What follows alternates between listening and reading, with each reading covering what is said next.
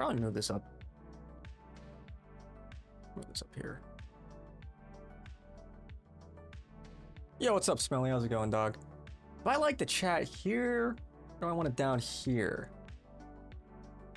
What's up, Mr. Goat?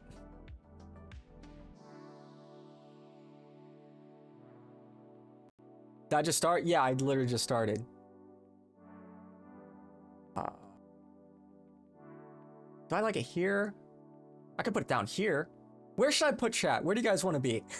Where do you guys want to be on the screen? Top right, bottom left. What are we feeling? Top right? Okay, we'll put it top right. What am I doing Saturday night? Atlas needs a co-host. I can be there. I can be there. I can co-host with them. That sounds exciting. Yeah, Saturday I'm not doing in. Actually, wait, shit. No, Saturday night. Yeah, I'm good Saturday night. I'm good Saturday night. For real. Goiper report. Oh, get drop shit. Under. Okay, you just logged on under me over here. Okay, so now we have conflicting opinions. Maybe here. Let's they can actually see it. Is that better?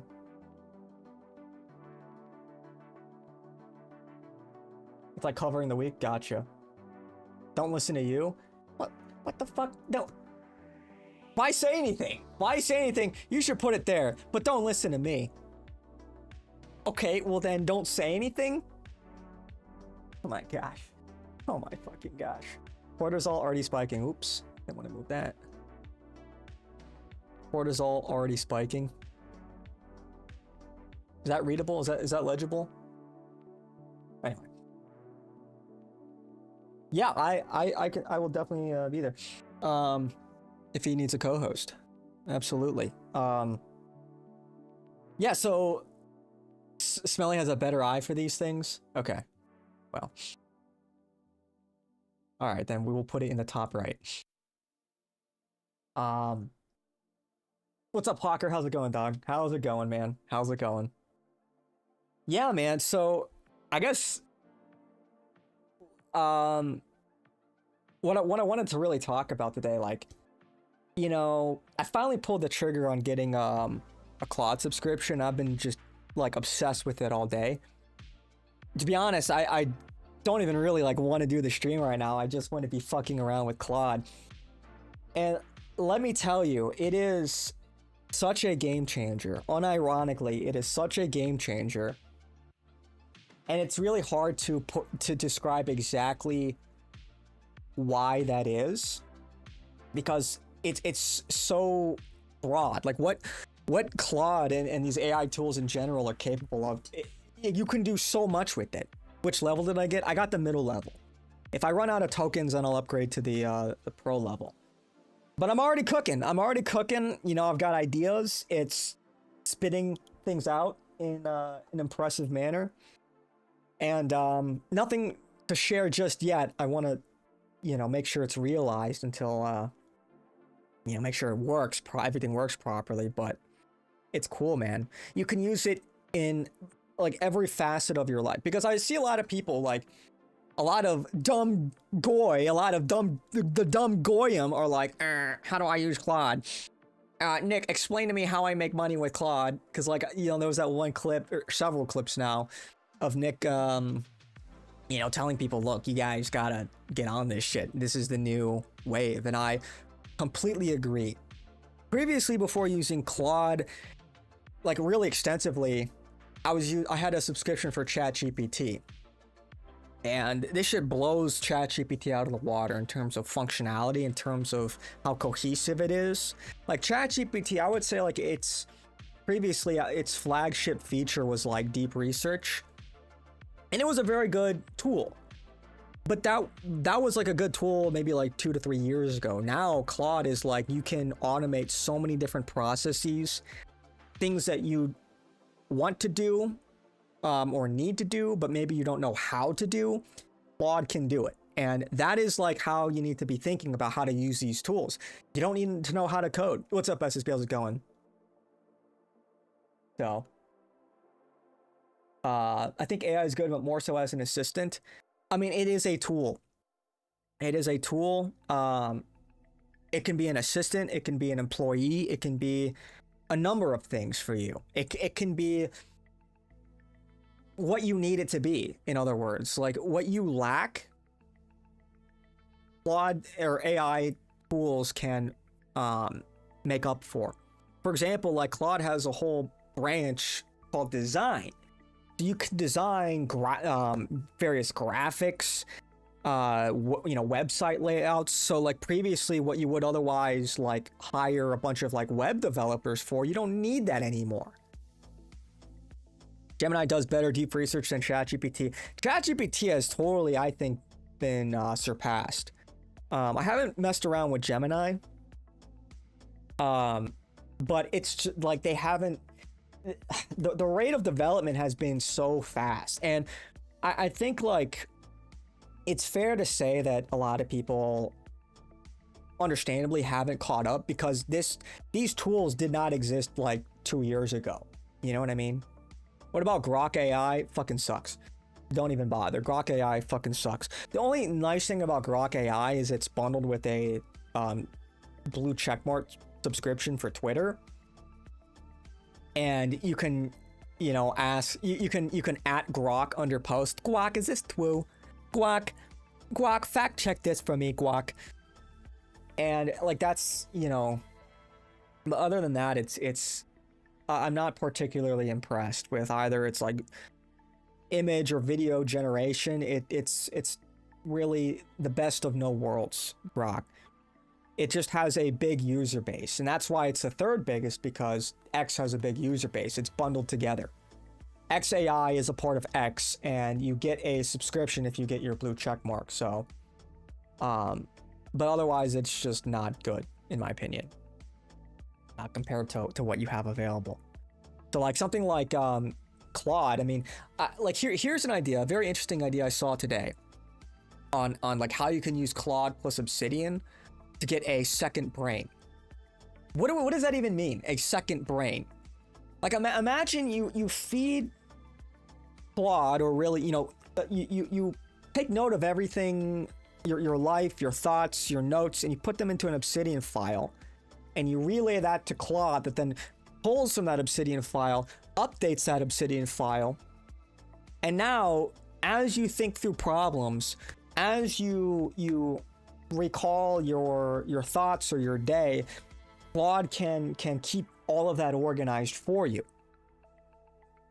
So you can use it as this quote-unquote second brain.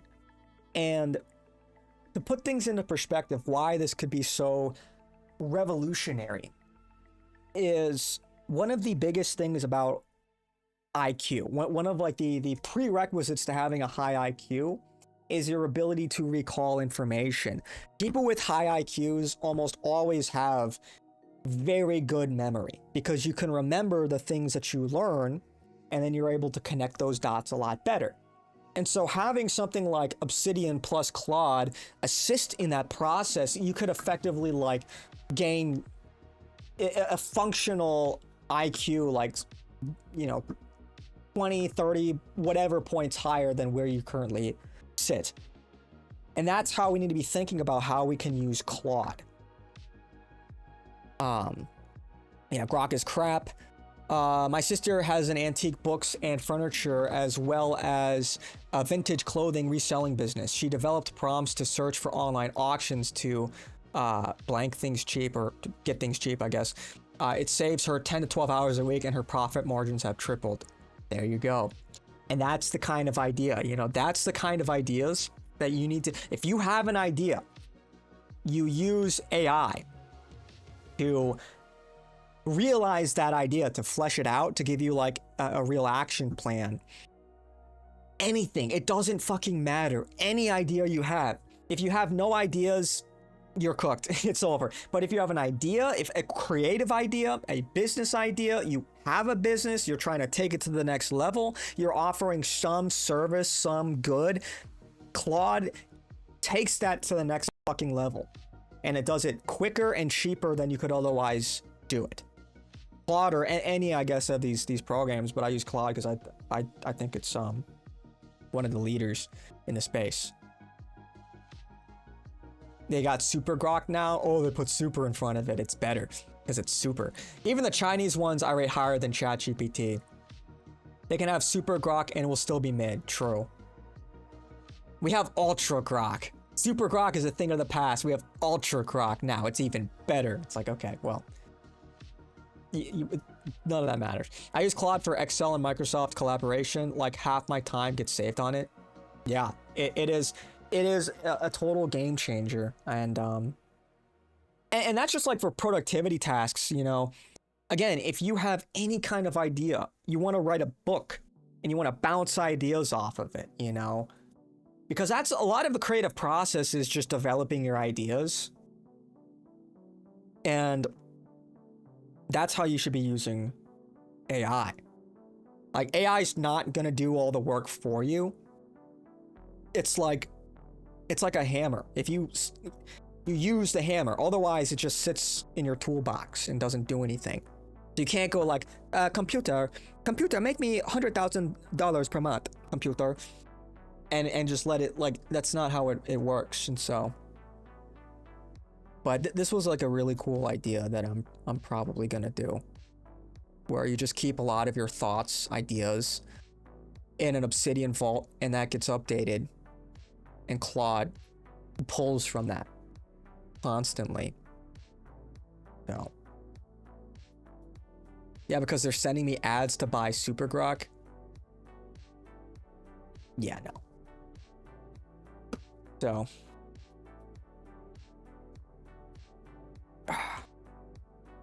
Cool stuff, man. It's very cool stuff. So, I'll have more to say on it as I continue to dive in and explore it more deeply and cook. But yeah, like the tools are at your disposal.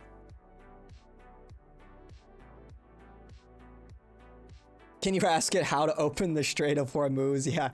Yeah. Let me ask, Claude, how do we open the Strait? Yeah. Obviously, you have to know how to use it. Like, what is Claude gonna say? It's just gonna pull from articles from like the New York Times and like wherever.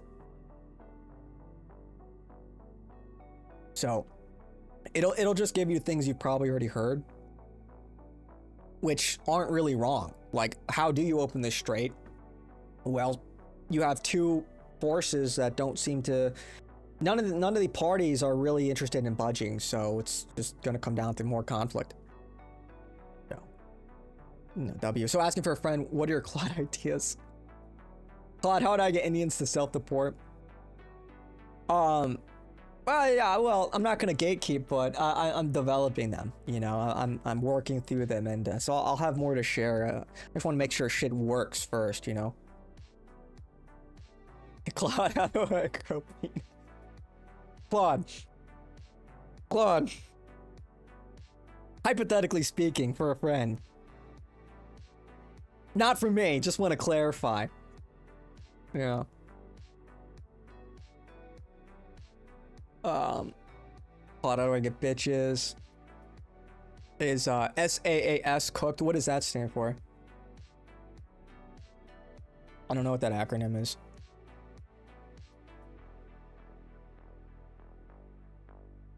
You're kind of joking. Look, sometimes this might sound silly, but sometimes it's okay to ask the basic questions. It's okay to go back to the basic questions and go back to first principles. It's like a gut check. Like, do I know what I'm talking about? You know, but asking like basic questions isn't always like the worst thing. I don't poo-poo people for going back to first principles. You kind of need to like check yourself from time to time. You know? Because you also forget things over time. So asking the basic questions is not a big deal, but, you know, just probably keep it to yourself, right? Ask Claude the basic questions, because, like, people ask basic questions from Nick, and Nick is like, dude, you could Google that in 2 seconds. Like, why waste fucking time That's like the problem, you know, when people ask basic questions that they themselves could look up in a shorter amount of time, probably cheaper as well, and in a way that makes them not look stupid. Why wouldn't you do that? You know, just like I've had friends ask me basic questions, ask fucking questions, and I'm like, dude, why? Google is free, you know. These chatbots are fucking free, man. You know, why are you asking me basic stuff?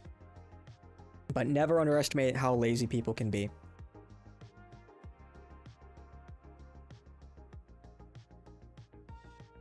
Stream title made me laugh because Nick has been making me feel legitimately retarded with his cloud device. Can't think of anything original to make/do with it. And that's the thing, okay? This is, I will couch all of this by saying, like, this is new. This is, people are paving new ground here. This is pioneer type shit. So a lot of people really don't have the answers. It is a force multiplier. Think of AI as a force multiplier. It can make you smarter. Any idea that you have, what the fuck am I saying? Any idea that you have, you can develop better, like fully. You can incorporate the features of Claude to realize your idea. So if you have an idea for like a service or a good, you run a business, you can improve the efficiency of your business. You can design, create, deploy your own website. And you could do this in like a day. And you don't have to pay somebody else to do it. It's all packaged together in-house. And one of the best ideas I've seen is using it as a second brain to store information and use it to recall information. Something like this could increase your functional IQ because you'll like never forget shit anymore. So really cool idea. And so that like you just have to like dive in. You have to start toying with it. You have to, if you've ever had something that you want to do or you need to do but don't want to do, ask Claude how you can alleviate some of that pain, and then it starts to flow. Then like it's one of those things where the ideas kind of come, but you just need to like start dipping into it. And so look, you just need to do it. You just need to do it. You just go purchase a $20 a month subscription now. Just toy around any fucking idea that you have. If you have no ideas, you're not really thinking, or you know, you are gonna get left behind. You should feel kind of bad. You should feel anxious, because that's the only way you're gonna like be propelled into getting into this kind of stuff. Because this is really cool. It's very exciting. And in like 5 years, if you don't start figuring this shit out now, you'll wish you did. Just like probably not even 5 years already. It's like, you know, I'm sitting here, I'm like, dude, I kind of just don't even want to stream. I just want to fuck around with Claude and just like consume knowledge and develop and because again, it's like, you know, people like, what are some of the pitches that people have for like their various business ideas? It's like, you don't need to be a coder. Claude will do it for you. You can vibe code your way to success now. So think about like how valuable that is. What would have otherwise taken a team of people with college degrees and maybe a week's worth or more of time, which could cost you a lot of money, you can do now in like a day. Think about that. So the only limitation is what you can consider. Like, it's a tool. It's like, imagine you had a hammer, but the hammer is like a super hammer. I don't know. Like imagine you're trying to build a house and you went from using like pickaxes and shovels and hammers to like bulldozers, jackhammers, you know, that level of force multiplier. This is the new industrial revolution. It is leveling the playing field. So where a lot of these ideas might have come from like a startup, a couple of people with connections and an idea, now you can realistically do it yourself. Now, not everything is going to take off, but there's also much less risk involved, because let's say you have a novel app idea or something. That's very common. Now, instead of like risking an entire like team of people, potentially millions of dollars on a failed venture, it's what, $20 or $100 a month subscription. So the barrier to entry has never been lower. And that's just like one idea for like, but you have to fill in the gaps. Like you have to put in the work and see like, what value can you offer the world? What new mousetrap? And that's not the easy part, but it typically starts with like something that like a demand. Like basic idea, I don't want to do my taxes. Okay, well, AI can help you with that. A lot of people don't want to do their taxes. Well, maybe if I develop an AI program and create a website or something, then maybe I can offer that to somebody. Or if you have an existing service, then you can improve your workflow by using these tools.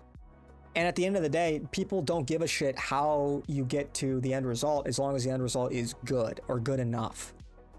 Or if it's cheaper and quicker than the rest of the competition. Like that's how you get ahead.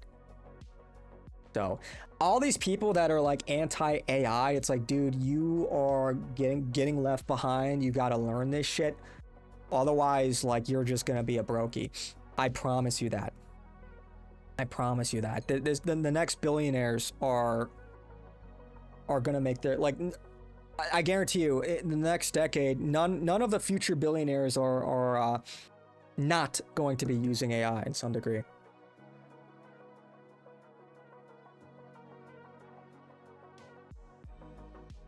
Oh, software as a service. What happens to software companies with rise of AI? Well, a lot of them are kind of fucking screwed.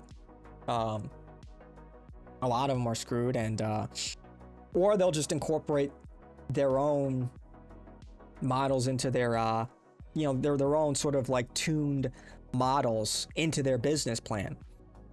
And so they can cut costs that way. They can cut a lot of probably their employees. But yeah, I look at companies like Adobe, and they should have been on top of this. And what the fuck are they gonna do now? You can ask, what do you even need like Photoshop for, really? Like AI tools should already be built into these platforms. But now you can go to like Grok, fucking ChatGPT, Claude, and generate like a thumbnail, right, for a YouTube video. And so already you've like cut the potential client base for like Adobe Photoshop in half. In fucking half. And those tools are only going to get better and better. Same thing with like video editing. Now these tools can help edit. So yeah, companies like Adobe, which have been like pretty shitty, really anti-consumer, are going to go by the wayside. That, in that sense, it's good for you, the customer. You, the customer, honestly, like, why the fuck do you care if like Adobe is in business or not? They've had a stranglehold on a number of things for a while. So like, I welcome the new competition, personally. It's a destabilizing element, but you're not going to stop it. Coding will be done, in your opinion? Yeah, it's already going that way. Like, computer science degree holders are cooked. They're fucking cooked. The number of jobs available to them are just going to, they're already gone.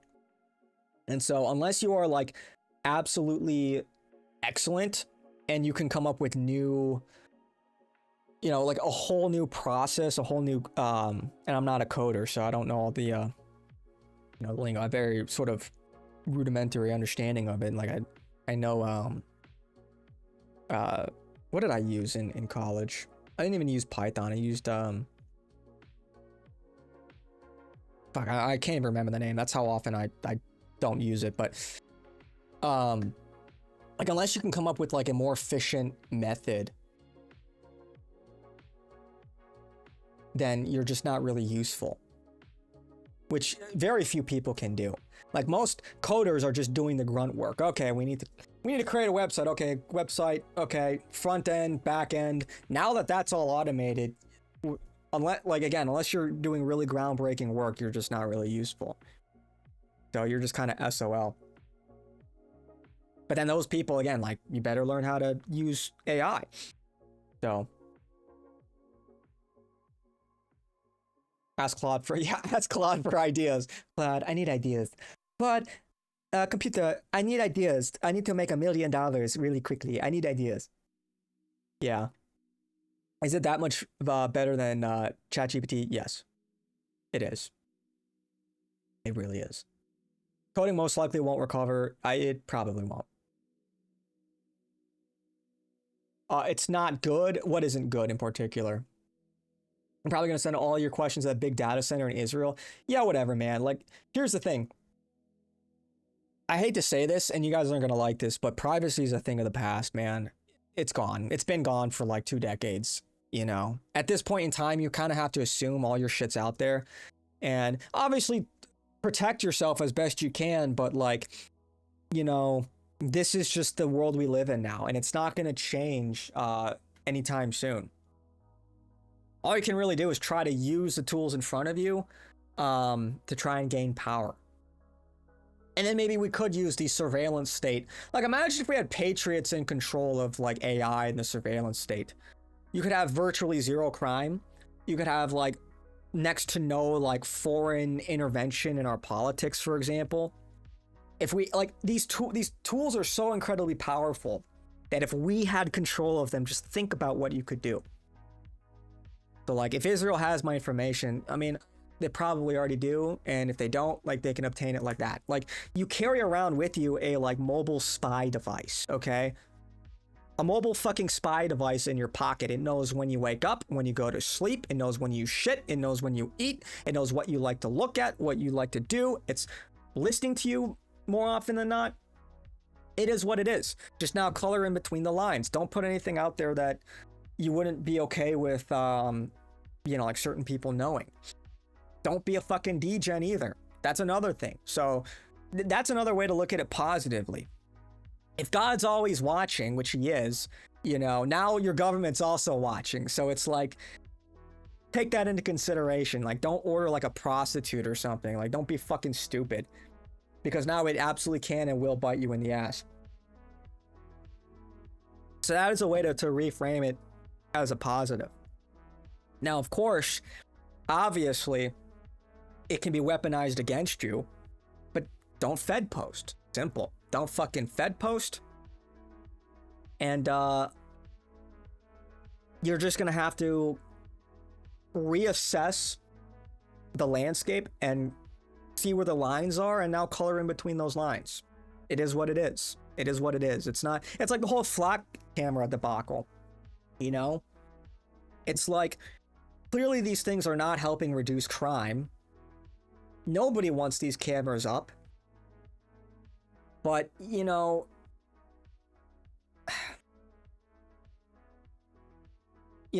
most of it is coming out of, you know, a lot of it's coming out of like taxpayer dollars. So, you know, destroying like your local flock camera, not gonna change like the structure that exists behind these cameras. And moreover, like, as these things become more ubiquitous, the odds of you even getting away with that are going to be slimmer and slimmer and slimmer. Because it's like, you're trying to attack the surveillance network. As you try to attack the surveillance network, you are being surveilled. Okay? What are the odds you're going to get away with that? So I'm not a fan of like the flock camera network, but I'm not going to advocate that people go like, you know, chimp out on the fucking, you know, on the camera and just running up there and fucking breaking the shit. Like, that's just not going to turn out well for you.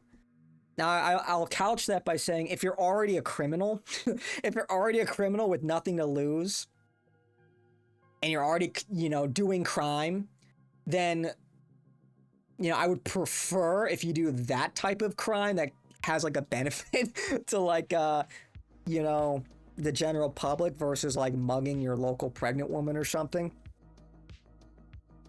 Hey, those flock cameras are what, like $600 a pop? They have like several $100s of components in them. And if you're like one of these people that's gonna get a slap on the wrist anyway, then hey, you might as well do that as opposed to like mugging a convenience store or some shit. or like, you know, local crack, but you know, behavior. But I'm not going to advocate that people go out and do that and get arrested, and, you know, people with like things to lose.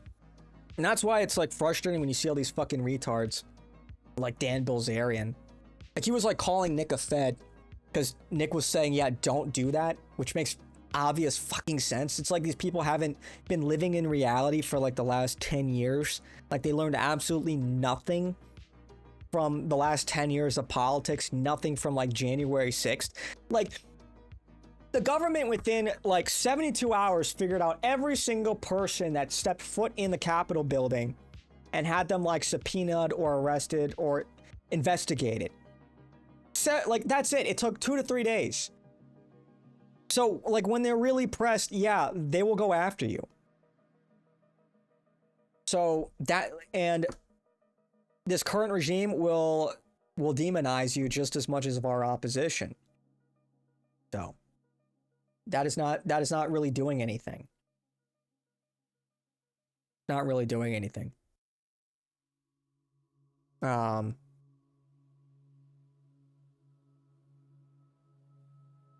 Yeah, Dan Bilzerian is such a fucking idiot. And he's calling like Nick a Fed. It's like, dude, advocating for destruction of property is Fed behavior. That's what Feds do. That's like, and I think Nick said it best. It's like these people just don't know. It used to be that people that were accused of being Feds were advocating for violence or like destruction of property, you know? But nowadays it's just like anyone I disagree with is a Fed. It's like, okay, you're an NPC.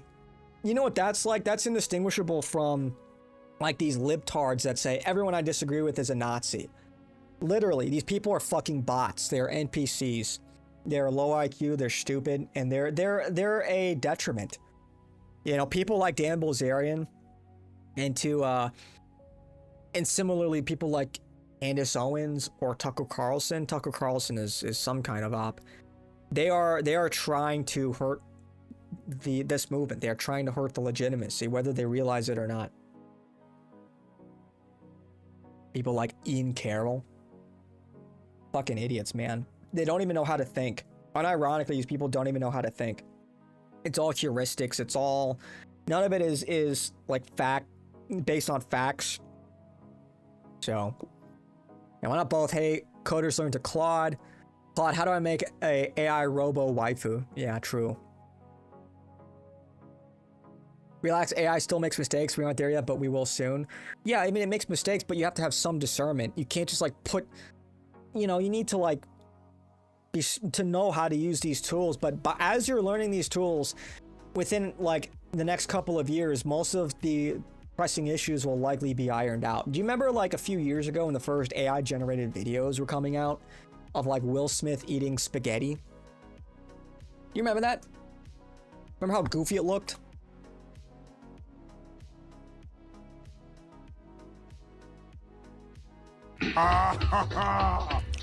Like, obviously AI.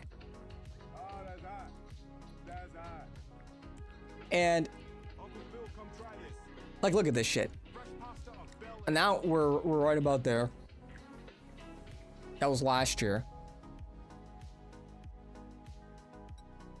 So have you heard of Kling 3.0? I heard it can create multiple scene cuts like this with a single prompt. And it's still a little buggy, but look at the leap that it made in just 1 year. And it knows when to cut to whoever is talking. But did you know that all this audio was also generated with the same prompt? And I've heard audio, like, you know, AI generated voices that are way better than this. So, like, as far as I'm concerned, dude, we're there. We're there. And it's at the point where you see stuff on the internet and you do have to, like, you have to take a step back and be like, is what I'm looking at right now real or not? It's scary, but this is our new existence. This is our new reality. So you just got to get with the times. It is what it is. Can you go through Claude's products, features, and models? Well, just go to the website. Just go to the Claude website. Not just at this moment. Maybe I'll do it sometime later. I'm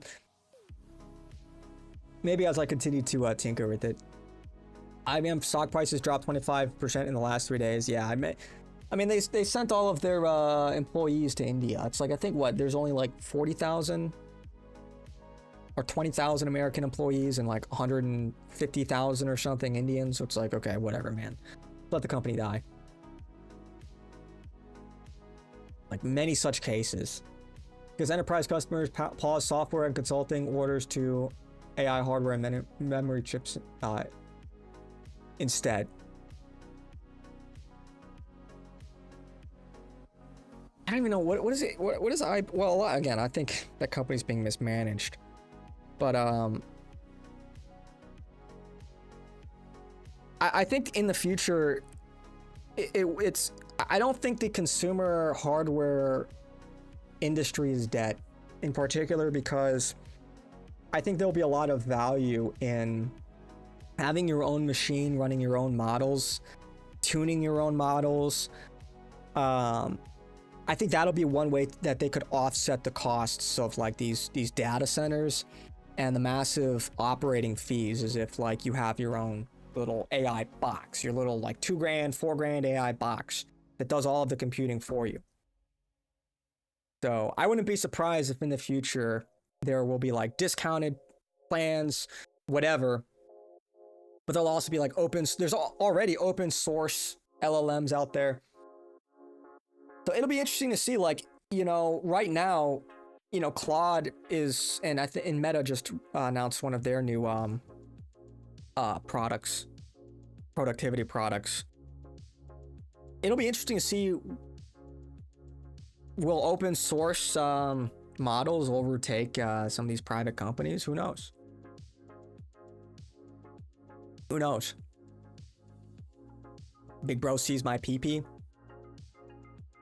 Yeah, I mean, look, every time you walk through one of those, like, airport scanners, you know? They can see your ween, you know? It's like, okay, is what it is. China banned AI waifu recently. Damn. My bad for not being here. You were at the strip club? Okay, alright, okay, okay. I'm not green to them shits, but the one last night was freaky. I had one bitch give me her number, whispering in my ear about how she's gonna pay. Okay. What the fuck? Bro. Not even enough for a bottle. They just freak you out here for zero reason. Where are you out right now? Did you make that trip to, you know, Animal IDK the fatherless right in this area? I'd be moving around.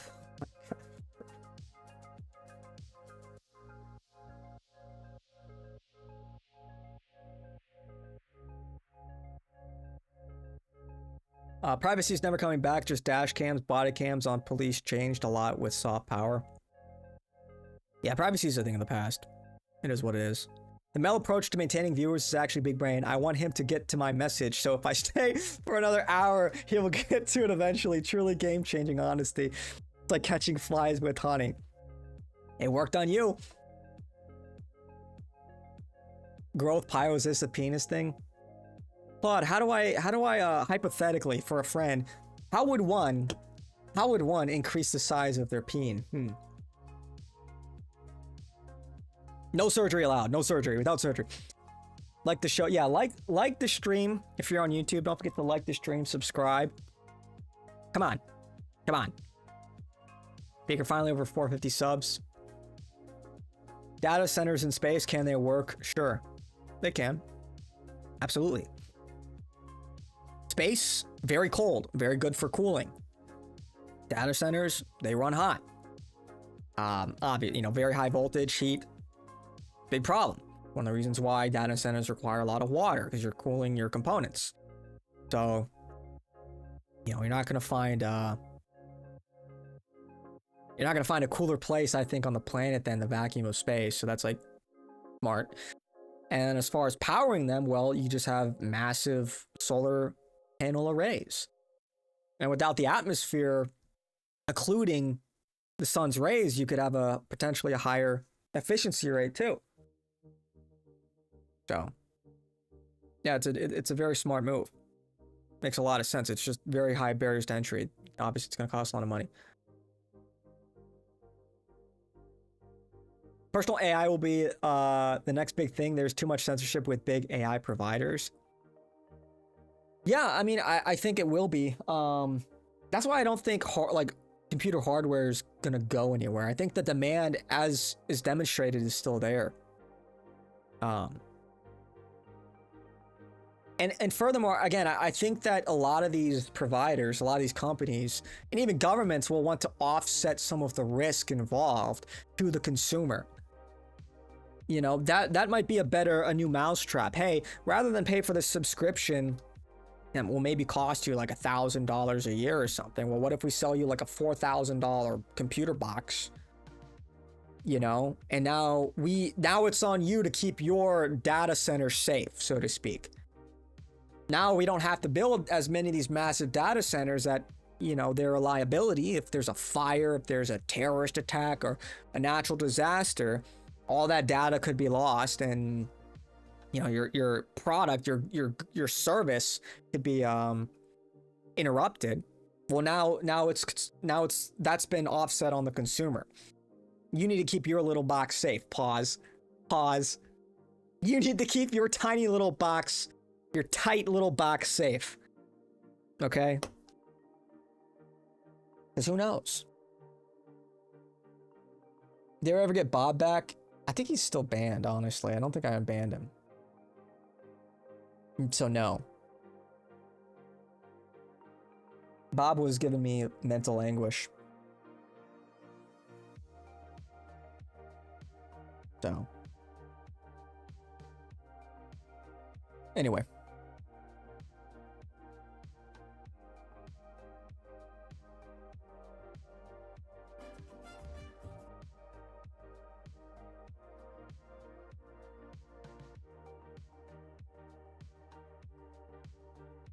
Now people are developing video games using AI.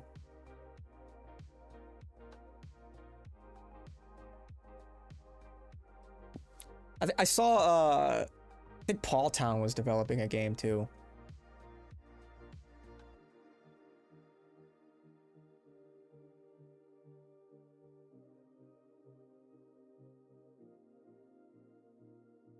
Dude, it's like, and with all of these layoffs in the gaming industry, it's like, bro.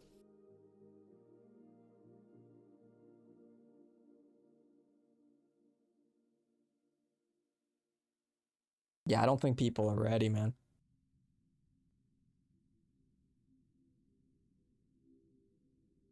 Why does it? Okay. No, you guys cannot turn it on me like that.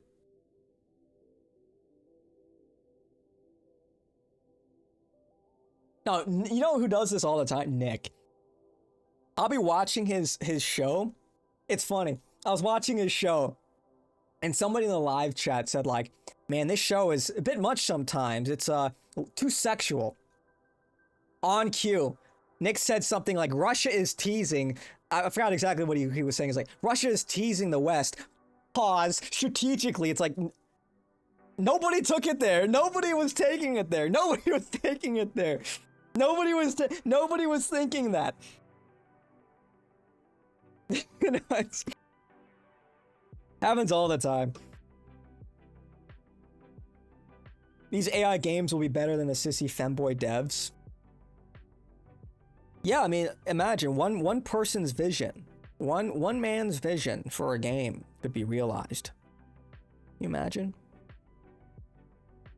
You don't need to pay all these like fucking woke devs and shit.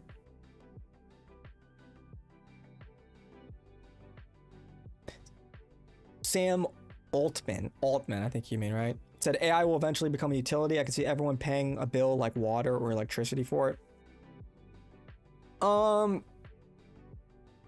I suppose, but it's not really a commodity because there are differences in the models. So, like, the thing about like a utility bill is utilities are commodities. There's really no difference in like electricity, right? Where it comes from doesn't really matter to the end user. It's that's what makes it a commodity. So like the fact that there are different models, I'm not really convinced that it will just become something like a water bill, like a utility bill. I think it'll trend in that direction, but I don't think it will ever be like that. But Sam Altman, I don't think really knows what the fuck he's talking about. Case in point, like that's one of the reasons why OpenAI is falling behind. I'm for the Xbox restructure, the Fallout restructure, or Bethesda. Yeah, I'm a little ambivalent about it, but yeah, overall something needed to happen. What's Edward? What's up, Edward? How's it going? What's up, Buggos? Good topic. Yeah, we've been talking about it for 45 minutes now. It is like, it's insane. It's absolutely insane.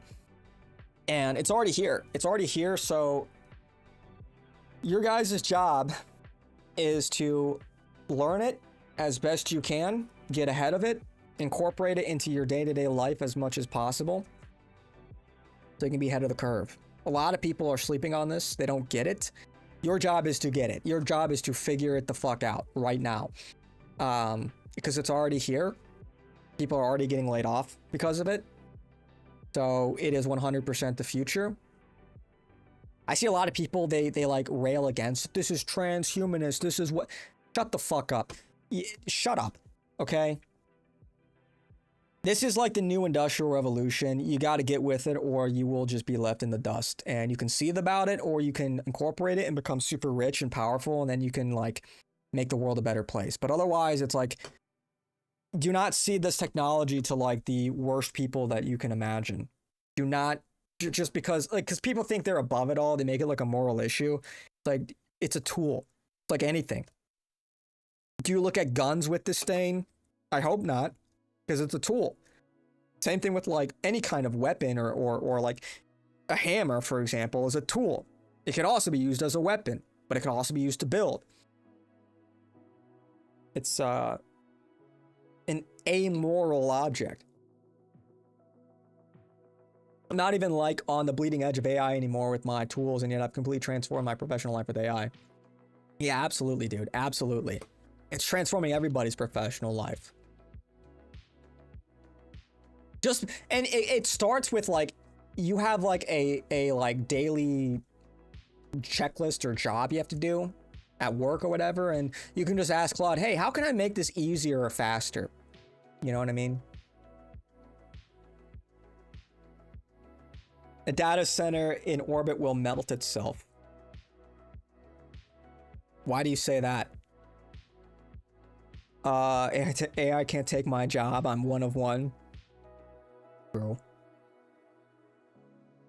No way to cool out there, huh? No, you have the vacuum of space. That's how you're gonna cool it. It's not gonna melt. It's cold in outer space. It's cold. That's how you cool that shit. You just have heat exchangers. Simple. I'm above it all. The only tool I need. Okay, all right. Yeah,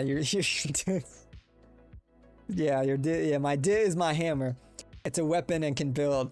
So true. Modern day Plato. Modern day Socrates over here, kumquat. Modern day philosophy.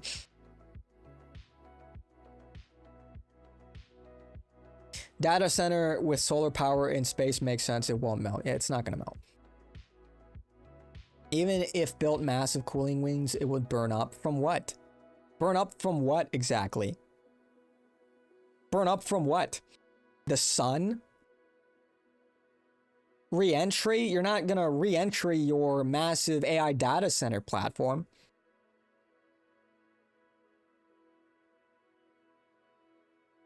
What exactly is contributing to the heat there, other than the data center itself? Because if you have a heat exchanger, there's no problem.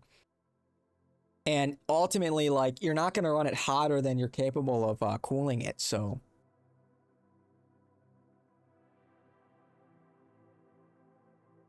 Schools need to be restructured with AI. A lot of degrees and professions will go away. Yeah, they will, and who knows what new professions might come from it. You know, the question is like, will our ability to consume the fruits of this productivity? Will that like account for the new potential? In other words, if anyone can make a video game, is there enough of a market to sustain that? If anyone can write a novel, and a lot of new novels are hitting the market, is that enough to sustain people? You know what I mean? To sustain people in these industries in a realistic way, or will it just be like the top 5% or whatever that are profitable, and the rest it just fills the void? And that's probably where you will see like a cost analysis come into play, where people will engage with this stuff to the best of their financial abilities. But if you're not making money from it, it's like, how long can you really continue these ventures?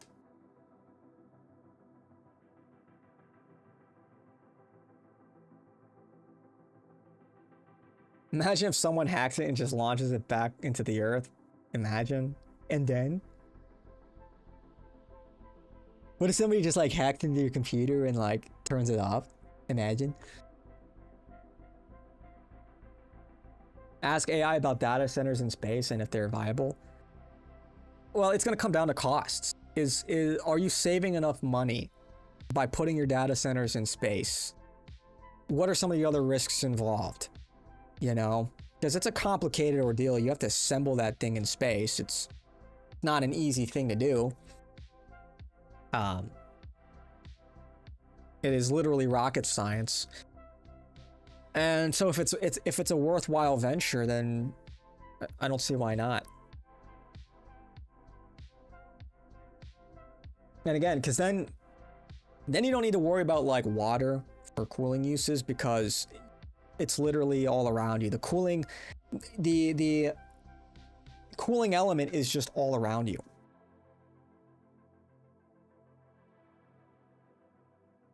Imagine the impact. Imagine the reentry. We get it in 4K. It would probably like mostly break up and disintegrate on reentry. It's not like, you know, it depends on what it's made out of, among other things. But yeah. Imagine if someone hacked an AI data center to be an attack AI data center. Imagine. Dinosaur Experience free trial. Dinosaur Experience Lite. I think, yeah. You're so right, Kumquat. Yeah. Big thinker. Thinking big things. So. I'm imagining a massive fucking warehouse that's the size of 10 warehouses. Yeah. You know, maybe you break it up into a number of smaller data centers, right? Like it would just be like a satellite, a bunch of satellites with long arrays of solar panels, large surface area solar panels.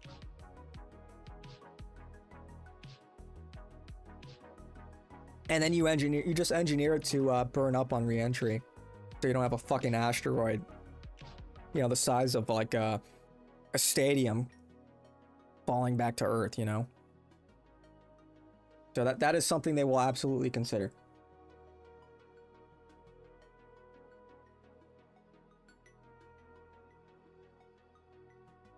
Because that is another way as well to avoid space pollution, is to, at the end of its life cycle, just send that satellite back into, you know, just to reentry, back into, back to the surface, where it'll burn up on reentry. Otherwise, you don't want, you know, a bunch of hunks of metal flying around at thousands of miles per hour, you know, orbiting around your planet. That creates problems over time, as you can imagine. Because then if you want like to put more stuff up there, you have to dodge all the other stuff you put up there. So it becomes more of a logistical nightmare, and it's more to keep track of, and the potential for mistakes and accidents to happen is much higher if you have a bunch of useless junk flying up there. So that would have to be like a core design criteria if you're putting a data center in space, that You need like that red button to press, that failsafe. Are these satellites connected physically like a net? No, you would just use essentially lasers.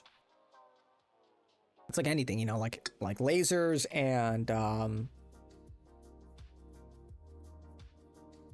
I guess could you use radio? Yeah, it would just be like Starlink in space. How satellites usually communicate. You think that would be yeah, like a net? Yeah, we're gonna have a big net. We're gonna have a big net, and we're gonna surround Earth with it. Blade Runner cyberpunk aesthetic, taking away stars, and then fantasizing about what the sky looked like before. Kino, truly Kino.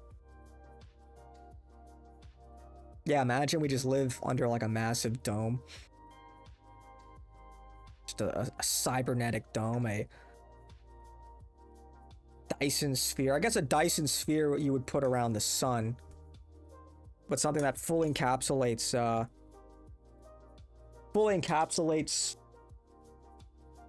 encloses our planet. We become a stage 1 civilization, which means that we fully utilize all of the energy at our disposal on planet Earth. Stage 2 would be all of the energy available in our solar system. And then stage 3 would be galaxy. We're at, I don't know what people say we're at, like what, 0.6 or something? 0.7, I don't remember.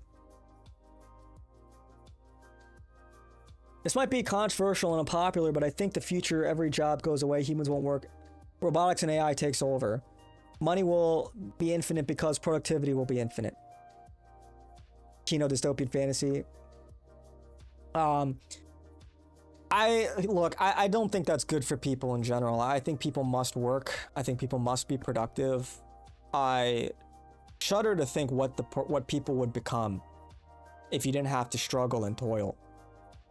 Like, infinite productivity for what end, though? For whom? At a point in time, without like incentives, it'll just be like AI companies selling things to other AI companies. What like, where do humans even fit into that equation? We're like, in a sense, we're designing a society that can and will operate without us. I don't, that begs the obvious question, you know, what do you do with humans then? And it's a very dangerous thing, and nobody really has, I think, a solid answer, because you're now designing your society to function without humans at the center of it. And like, what does that even look like? Nobody knows.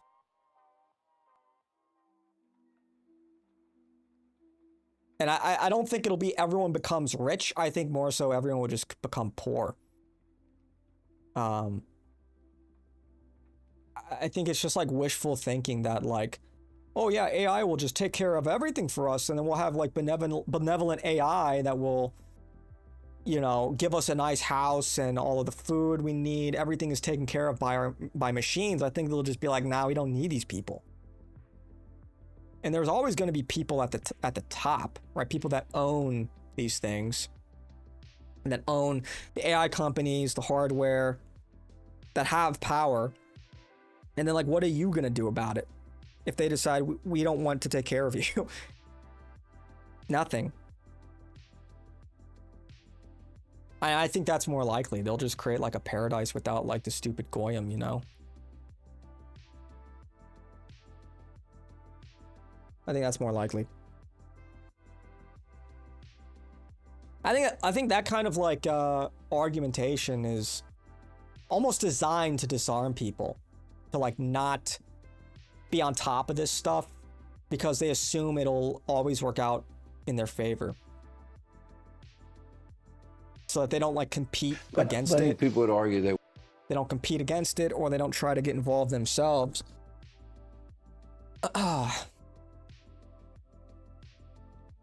So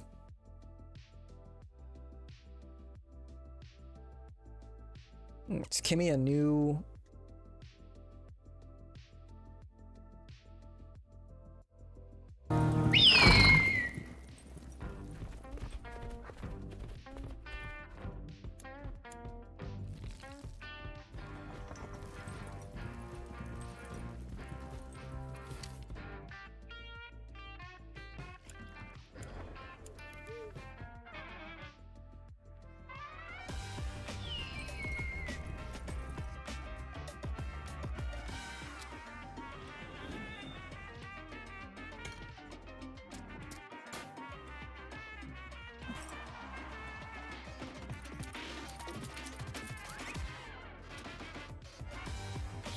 Like, this is just gonna kill everything. Like, AI, like, obviously gaming, I think engineering as well is gonna get killed by this.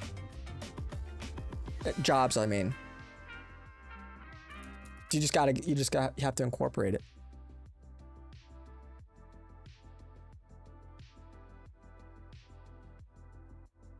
Money will be infinite. Okay, well, no, money will not be in productivity, and there's no such thing as infinite, right? Infinite money, like, there's only, what is, like, money? Money is a product, yes, of productivity, but it's almost like, another way to think about it is like it's a share. It's like a share of, like, I guess you could say the overall economy. Because how much money is in circulation, right? Trillions upon trillions of dollars. And maybe you own 10 of those trillions of dollars, right? You have $10. Okay. That, like, there's only so much money that can exist, but it represents value. So the more money you pump into a system, you're just dividing that value up more and more and more. That's inflation. So money is like, it's the middleman. It's it represents value, but it is not value itself. So infinite money, like, doesn't, not the right way to think about it. Space isn't real though, Heike. The Earth is both flat and hollow. Imagine you just cut an orange in half just like that. Will I still have access to good cheeseburgers? Sure. The people at the top will be in trouble as well. You don't need a CEO if AI and robotics run the show. Well, our CEO is really at the top. I think a lot of, like, management and middle management and upper management are pretty cooked. But you're still going to want some people to be responsible, that you can hold responsible for it. But yeah, I agree. I think there will be a lot. I think companies will be a lot flatter in structure. What does that exit sign say? Oh, what? Here? Codex and Claude, and then Kimi K3 Max. This new, it's actually just dropped today. It's literally just dropped today. A new model.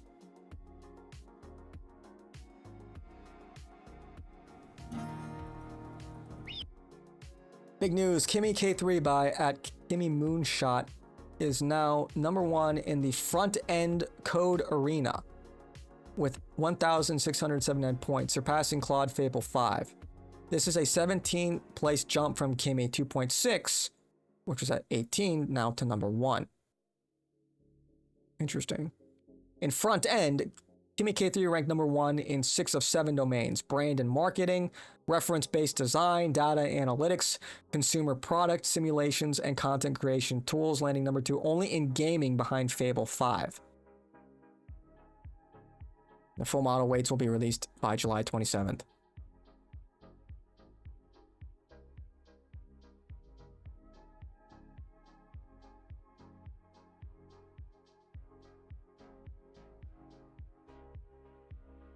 It's a race, man. Everyone's racing.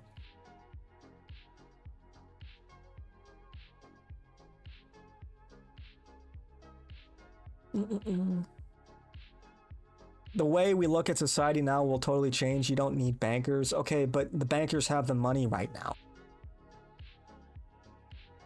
What do you mean you don't need bankers? What's going to replace bankers exactly? Like, what is the function of banking? Simultaneously, it's for, like, investment. You take money, you invest it, so you can, people put their money in a bank to keep it safe, and then they take that money and then they invest that into certain places. And then they give back some of the money from the profits of their investment back to the people that put their money in the bank. I don't think banks are going to go anywhere. I don't see how banks are deleted from the equation. I hope AI kills the entire labor market in the gaming industry. It probably will. I pray that all those blue hairs. Yeah.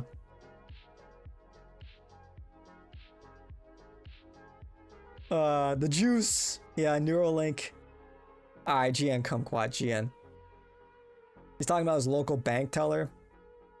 Oh, well, yeah, but like, the moneyed interests are betting heavily in this stuff. So, like, they're the ones that are really funding these ventures to begin with. This stuff costs a lot of money. Data centers cost a lot of money. Who do you think is funding that stuff? All these investors, where do you think that money's coming from? It's coming from capital investment firms. It's coming from banks. Bro has beef with his local bank tellers thinking they run the show.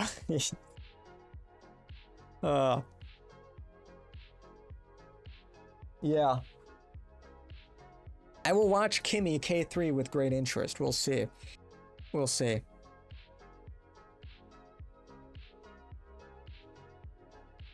That blonde bimbo bitch is the reason the right fell. He tells himself as he waits in line at his local Bank of America.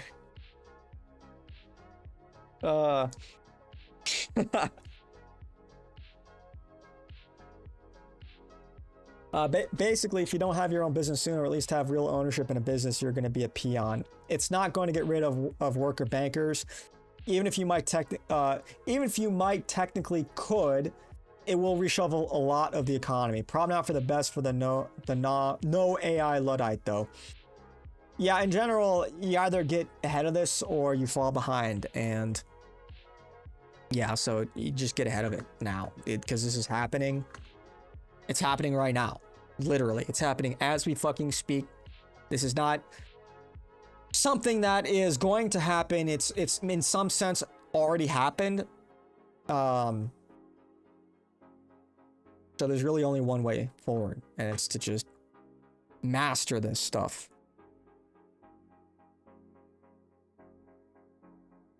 One good thing is some women's BS jobs going away will be positive, unless HR jobs where, yeah, front secretary, girl boss like life in the gutter. Yeah, hopefully. Hopefully.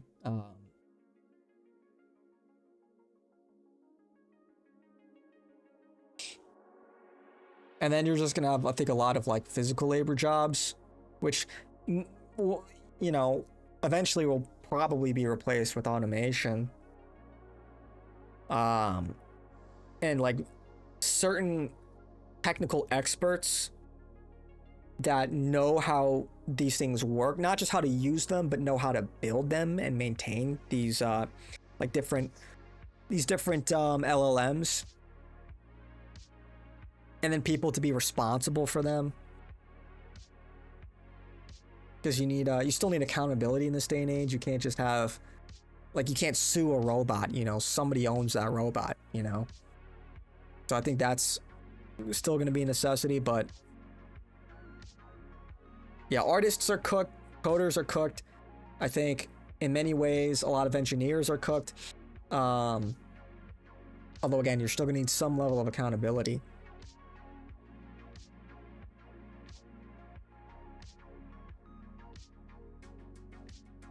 But what I will say is the potential for you to create like a fully realized product has never been higher. The barrier to entry has never been lower.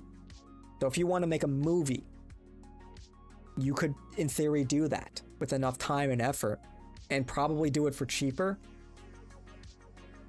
So there is a world where, you know, this will be and is a disrupting force for against things like Hollywood. And they're trying to figure out how they're going to incorporate this stuff into it. Because you don't really need to pay a lot of actors. You don't need to pay, you know, visual, you know, VFX artists, if that's all now AI generated. But I think for the time being, I don't think those hyper-specific industries are going to go away. I think it'll just become cheaper, because I don't think a single person working with like their own like Claude or whatever, their own program, can outdo an entire studio dedicated to that.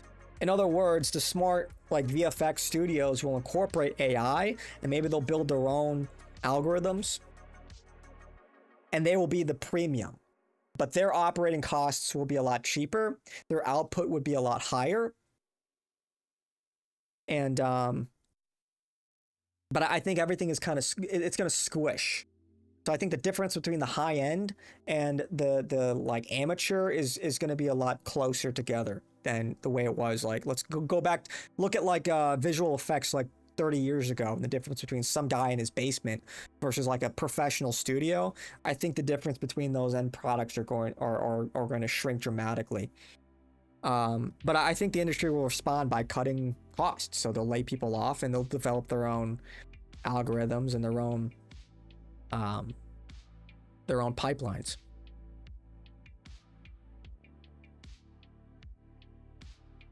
So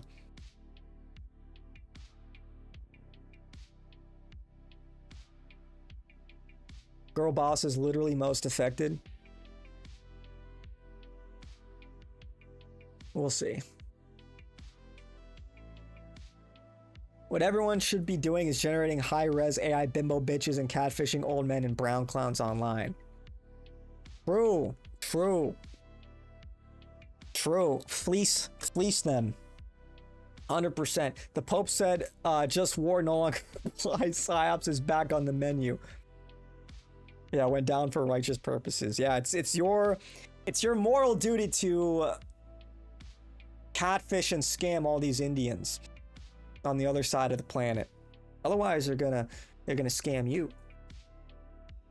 So, and all these boomers on their way out. Kabier 66 sent $20. No message. Thanks. Retrader sent $20. Sources tell me Durka Muhammad Jihad is stable. Please God. That's so dumb, but like just the way that Alex was so committed to it. He goes, I was watching the clip again today. I love the part where he goes, he does this voice, he's like, Durka Muhammad Jihad. The way he was saying it was so good. Oh my gosh. I've been watching that for like the past 24 hours. Alex is he's such a trip, man. It would be cringe, but his commitment to the bit is what... Kumquat may not be wrong. No, he's onto something. Are you praying to Talos every day? No, you're not. Are you practicing with your sword? No, you're not. Are you eating raw venison? Beef? No, you're not. I see fear in your eyes. So what you need, brother? Look at me. And where down we go. If you study smithing and you figure How much money you have? What's your net worth? I'm not gonna tell you. No chance. I will never disclose how much I'm worth because I've learned a lot about how Argonians move. Elf. And I see people in Morthal. It's freezing, and it's raining, and it's foggy, and there is no move. And if that won't motivate you, I don't know what will. Because the worst thing about Morthal isn't Morthal. It's that solitude is 5 minutes away. So true. Are you praying to Talos every... Dude, I've been playing a lot of Skyrim lately. No, you're not. Are you practicing with your sword? No, you're not. Are you eating raw venison? Beef?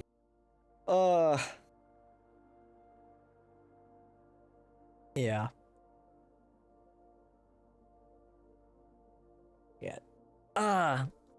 Yeah, playing a lot of Skyrim lately, that kind of hit different.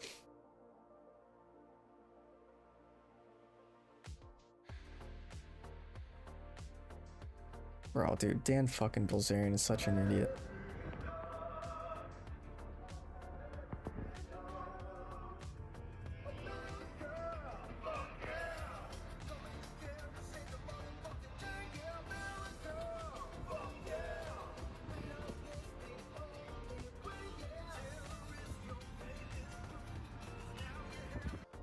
The Democrats, in their focus on housing and healthcare, that's an indirect way that they are American. You know, then they say, and I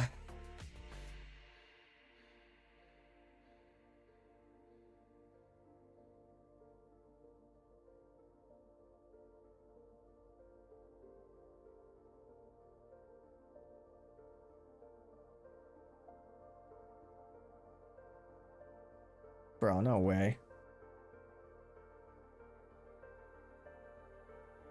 Dan fucking Bilzerian.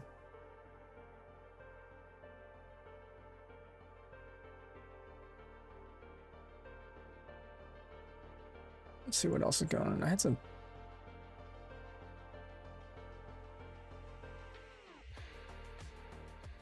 Oh yeah, the ongoing humiliation of Sneeko. Stop sucking Hitler off. Look at the change up. Look at the switch up. What are you talking about?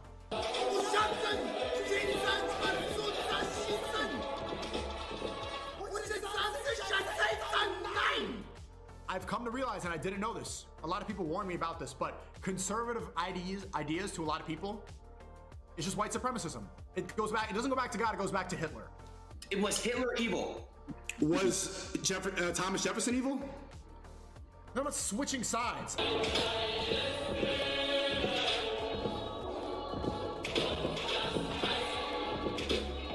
Stop sucking Hitler off. Yeah. Bro. You know, it is a good thing that, like, this is, I guess, one of the most prominent, like, pro-Islam voices in America and the West at the moment. It's fucking Sneeko. And he's just constantly embarrassing himself on the timeline. He's getting griped so fucking hard. There is something that is actually beneficial about that. Like, the strongest advocate for Islam in the West is like a total fucking idiot. Is a like 95 IQ idiot. That is flip-flop. He's a total fucking hypocrite.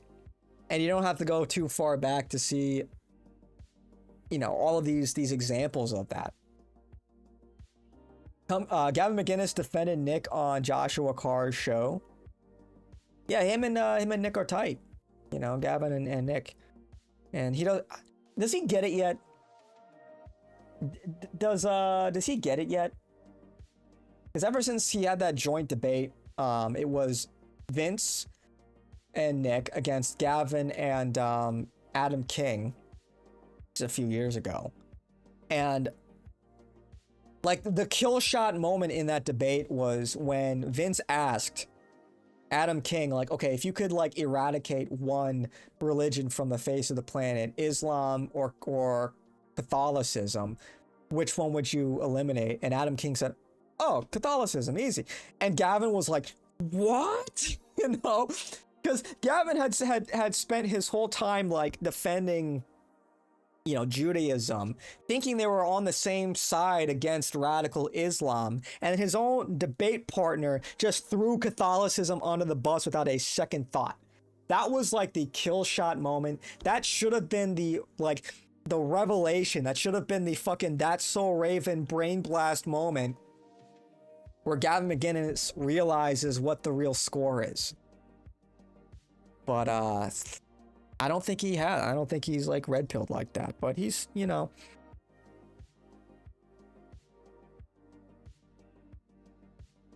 I don't know. Yeah, Sloppo, yeah. Sneeko did say he would nuke Gaza. Yeah, here it is. I don't even care, bro. I would nuke Gaza if Brett Cooper would do a split like that on me. Okay, bro. I don't even care, bro. I would nuke Gaza if Brett Cooper would do a split like that on me. I'm sure he's apologized for this, though, right? He'll probably just say, that'd be a worse. It was a joke. But he's gone after people for joking about Gaza, so it's like very inconsistent from him. He could say, yeah, that was a joke. It was not meant to be taken seriously, but he's gone after people literally for doing the exact same thing. Total hypocrite. And the call-in, the call-in Jews, that debated Nick, debated 101, the Jews backed Nick. Yeah, like literally, because like that's the thing. Nick understands Jews. He understands how they think, how they behave. He understands the religion more than a lot of secular Jews do. And so he's totally on the money. You know, when he explains like why Jews are so histrionic, why they're so paranoid, it goes back to this long history of what perceived anti-Semitism. He knows what's being spoken in these inner circles, and really it's not like it's secret esoteric knowledge. They'll fucking tell you all the time what they think, why they think it. And it's like these credulous goy that like aren't listening. They're not paying attention. They think that like Jews are literally think just like they do, when that's not the case. You know, I was just talking to one of my dad's friends who's Jewish over the weekend, and he was saying like, his dad told him like, look, you may forget, but you will be reminded by other people how you're different. They will remind you that you are different, and that's how Jews think. That's how they've been taught, and they just carry that forward from generation to generation. This sort of oral tradition, but really this kind of groupthink mentality. It's passed on deliberately, and they think that's essential to their survival. So, yeah. Speaking of Nick, is there a show tonight? There should be. There should be. Right on time, 9:30.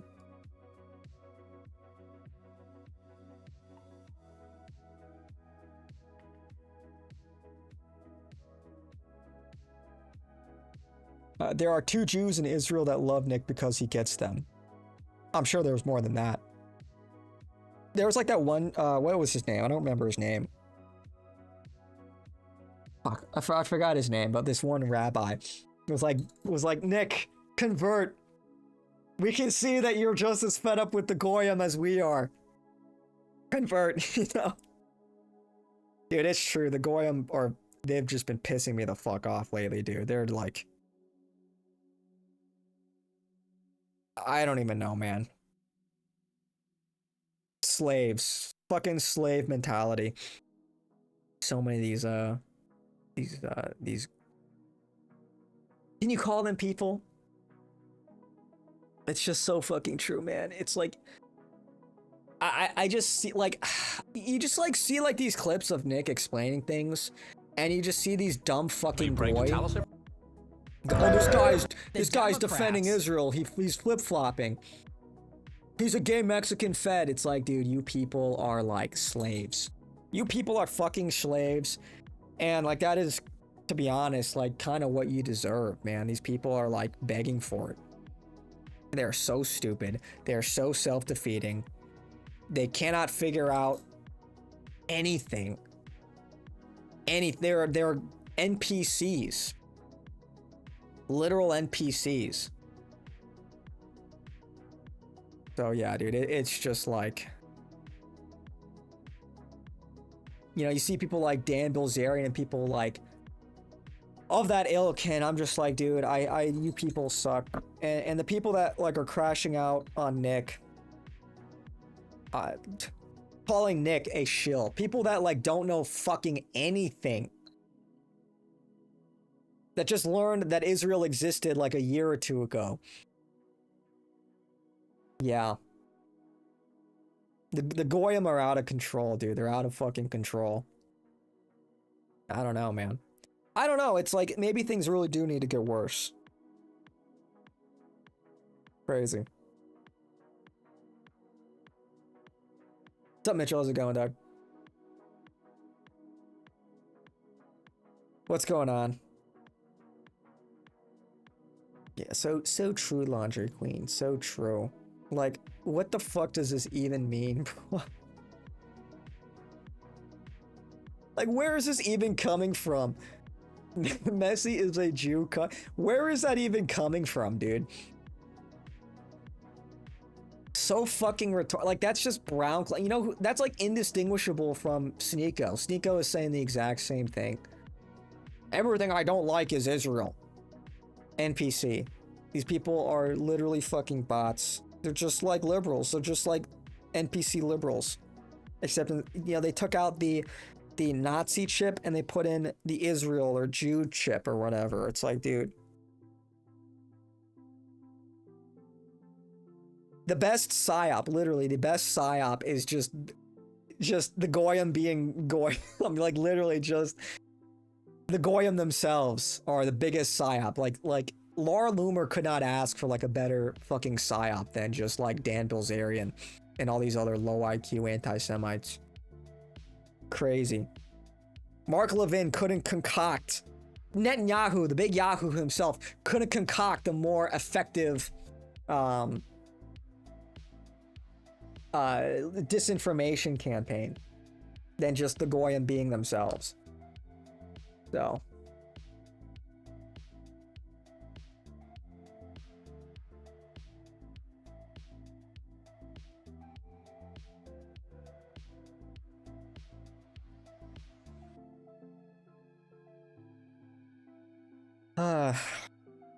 fuck, dude.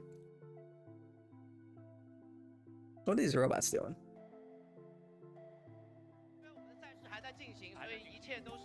There's Chinese robots beating the shit out of each other for entertainment. Oh, he's emo. Dude, you see that? He emoted on him.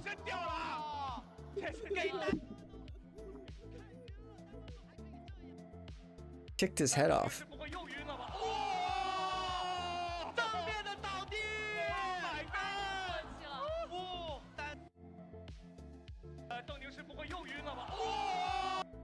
Like, dude. Yeah, robots are coming after all the manual labor jobs too very soon. Bro, this guy's lost. He's dazed and confused. Watch out, watch out, watch out! Dude, this, yeah, it's...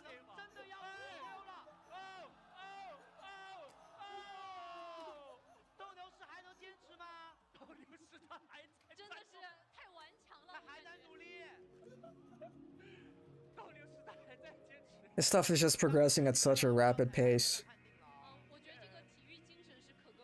You know, I think, like, a lot of it is... We're at that point where it does feel like back on the AI subject, AI is proficient enough where a lot of the what would otherwise have been like the roadblocks of like solving certain problems in an efficient manner can be solved just really through iteration. You know, maybe AI tries 1,000 different methods and just picks the most efficient and most reliable method. You know what I mean? Just brute forcing through these problems, and then it just learns from, like, and that is, like, by definition, like machine learning. But it really does feel like we're at that point where it can just solve problems through trial and error.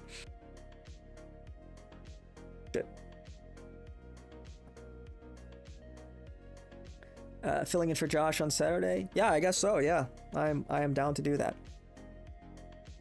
Wait, what is Trump saying about China? Whole speech just to say China stole election? I didn't watch the speech. I know it was tonight, right? I didn't watch it.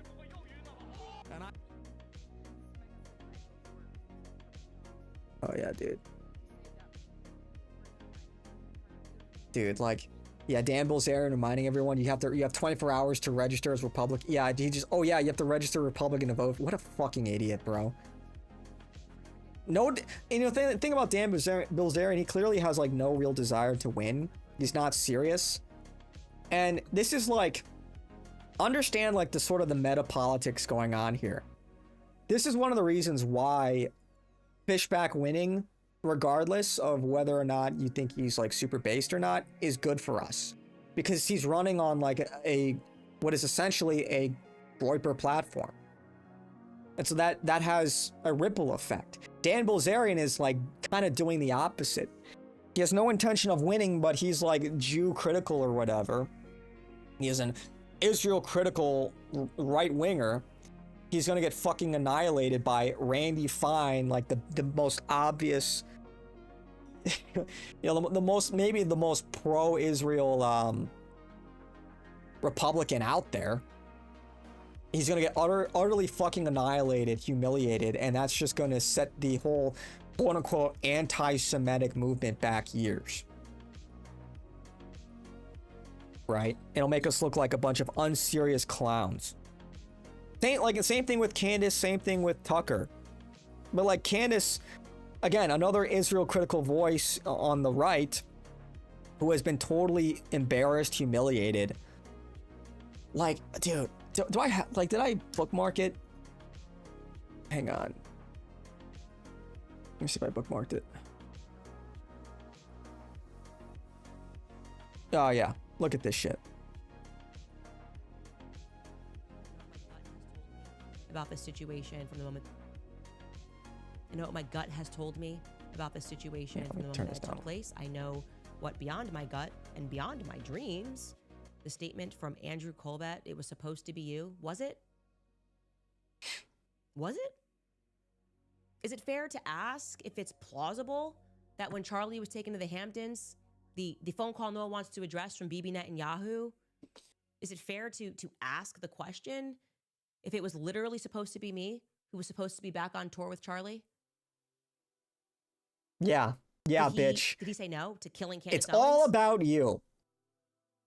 It's all about you. This is like textbook narcissism. And then did he become a liability because he said no? What did Charlie turn down from Bibi Netanyahu while Erica was there? She's like a sociopath. Again, the people that were present don't even want to acknowledge the phone call. Now she's just got an acknowledgement that now she's just asking the question, was it me that they were going to kill?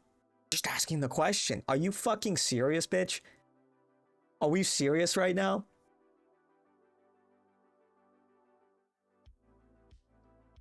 Chocolate Cheeks is just off the fucking deep end, man.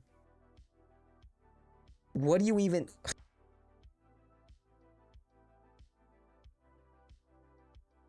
Everything. The whole international conspiracy, Israel, the Egyptian planes has everything to do with her. She's at the center of this conspiracy. You have a fucking schizo talk show. Your audience is like 90% like schizoids and like liberal women. And I mean liberal, like conservative women that are really liberal. That are just in it for the drama. You are really not important in the grand scheme of things. This is just like... She's just asking questions. That's all she's doing. Connecting dots that don't exist. Doesn't have to provide any evidence to support her claims because she's just asking questions. It's like, dude. Holy retard. Holy shit. And, dude, everybody that, like, took her seriously, I just think should feel a little fucking silly. Don't you feel silly? Don't you feel stupid? Oh. I talked to a guy at work who hates the juice, but took the vaccine. Explain that. Yeah, dude, if you took the vaccine, that's like a litmus test, bro, if you took the vaccine. You know? And look, I'll say this, fool me once, shame on you, right? That's how people should be thinking about it if they took the vaccine. But it's like, you kind of fell for it, you know? People say like, if this will happen, like, try that in a small town. If tyranny really comes, people will rise up. It's like, dude, it already came. Everyone just went along with it because they didn't want to lose their jobs. It's like, you people are fundamentally not serious. You took, like, they told you to take some shit that you didn't trust, and you did it. And if you woke up from that, good, but like there's a lesson in that. They already implemented, like, look at what's happened to the country just over the last 100 years, and people are still playing this LARP. If real tyranny comes, like, the people will rise up. It's like, dude, they are transing your kid as we speak. They are stealing your money and giving it to third world immigrants that are here illegally. They're stealing hundreds of billions of dollars from taxpayers through various scams. You like the healthcare scam, that's a big one. Like Minnesota is just the tip of the fucking iceberg, man. The country's gone, you understand? Your girl's gone, the country's gone, it's over, it's a wrap, it's done. It's over. Don't you understand? So you just have to be there to pick up the pieces. You have to be there like a phoenix rising from the ashes. You just need to position yourself as best you can to capitalize off of whatever comes next. Because this shit, it's over. It's been over. It's been over for a long time. So why she look like Sneeko in this frame? Oh, who knows? Who knows? Who knows? It happened from Erica in person, who then said, oh, he was just following up on a letter that Charlie wrote in May. Really? Bill Ackman's house, she put BB Netanyahu on the phone? And he's just like, hey, I got your letter. I want to talk about that letter from months ago. This feels like a good time. I don't buy it, guys. I think this is darker than we could ever imagine. Just doubling down, tripling down. Doubling down, tripling down. Oh, and then Keith Woods has been fucking going in on Beryllium for like pretty much doing the same. I don't know if I want to talk about that. Kind of like, who cares, dude? I'm loving this. I'm loving this guy's animations though. These are really kino. These are really good. Jesus, I can't stop thinking that I'm a failure. Why do you think you're a failure? I keep making mistakes. I never feel like I'm enough. My child, enough for what? I have so many dreams I can't fulfill. Have you ever wondered if I have plans for you? I don't know. For I know the plans I have for you. Plans to prosper you and not to harm you. Plans to give you hope and a future. You're not a failure, Felix. You are my child. I love you, Jesus. Jesus? Yeah, I'm loving this guy. This guy's animations. Yes, Felix. So wholesome, I'm Chungus. worried about my future. What are you worried about? I'm worried about what I'll eat, where I'll get money, and who I might lose. My child, do not worry about these things. Look at the birds in the sky. They do not sow or reap or store away in barns, yet your heavenly Father feeds them. So do not be afraid. Your Father knows what you need, and I will be with you. Thanks, Jesus. I love these. I really love these. It's just like, it's these silly little animations that just kind of reframe everything, puts it all back into perspective, Oh. Like those two, yeah. W-T-Rex and W-T-Rex and Jesus. How's the smoke? Smoke.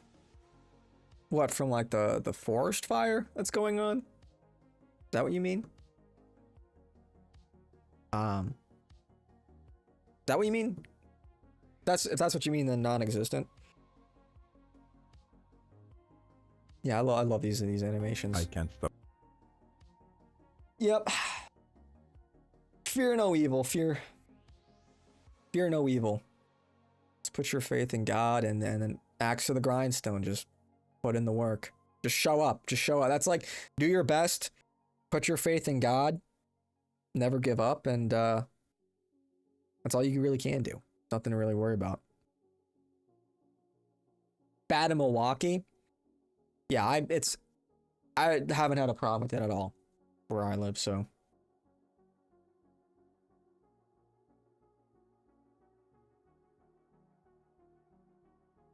I've never taken money from the Somerset lobby, have you? Taken money from the Somerset? From Elf Pack. Those fucking elves.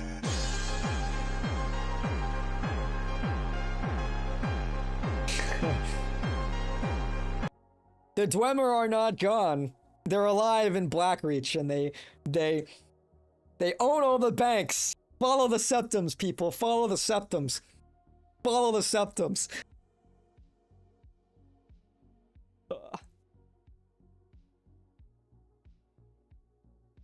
I fucking I do love it. I've been playing so much Skyrim recently. It's I don't know if we'll ever. Bethesda could never. They could never make anything like that again. Those days are gone. Elder Scrolls 6, I just hope they create a good enough of a baseline for modders to work with. That's it. If the core gameplay loop is good enough, because like people aren't even like, they don't even give a shit about Starfield. That game is like so unbelievably mid. It's hard to believe they even wasted time with that. But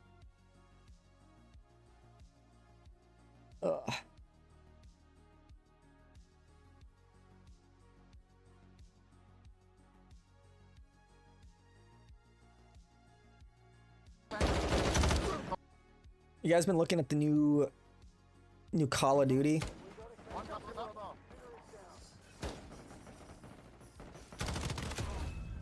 Dude, why is this so low res? Are we kidding right now?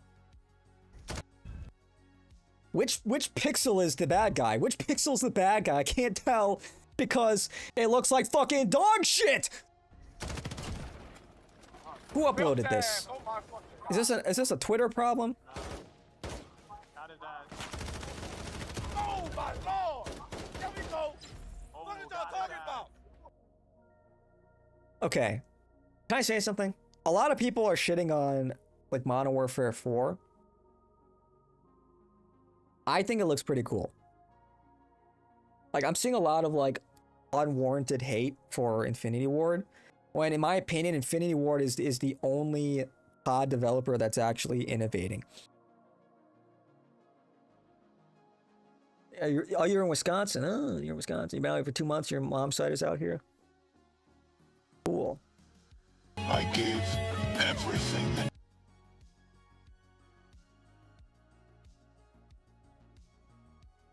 Right? Like, look up Call of Duty.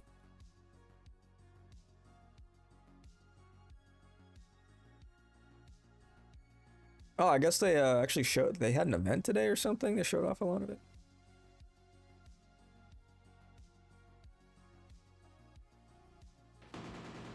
But I can't lie, like what they're doing looks cool. I mean, there's still some things I would change. I think there's a little too much jerkiness, a little too much visual distortion when you shoot the guns, but do animations for the weapons, do VFX, or does I think Infinity Ward is hands down the best COD developer, but people are also understandably skeptical that they're gonna buy the game and then Nicki Minaj skins are gonna be in the game like a month later and it's just gonna like kill the whole vibe. You know what I mean? It's like, you go back to like the older Call of Duties, and one of the reasons why they stand the test of time is because they have their signature look, their feel. It's authentic. It takes itself seriously enough, you know? It doesn't just become like consumer slop. Here's Nicki Minaj and Snoop Dogg and a bunch of random bullshit and Cheech and Chong and you a literal blunt as a gun. It's like, okay, like there is no signature appeal, like theme or appeal there. It's just all like lowest common denominator slop for retards, and like it's not exactly appealing anymore. So that's my biggest skepticism, is because they've done this before where like we're going back to our roots, the game's gonna be grounded and authentic, and then season 2 you've got fucking you know, gorillas, hat skins, you know, Nicki Minaj skins, aliens, just the works. And it just, the whole rug pull, man. You're born there, that's your home state. Cali cheese is better than Wisconsin cheese, though. going out to the firing range is important for everyone. World Cup final, New York City, with the wildfire smoke going to be a disaster unless it rains. The moment you fire a weapon, you're like, Brandon, we gotta change this right. Equivalent of smoking 10 cigarettes when you go outside. I see what you mean. Maybe get like a respirator or something, unironically. Translating the look. Go buy one of those. Shooting or you shooting A little gas mask. Like a game. That's really hard. That's some shit that, you know, you might not think is a big deal, but breathing that stuff in can affect you, your health, down the line.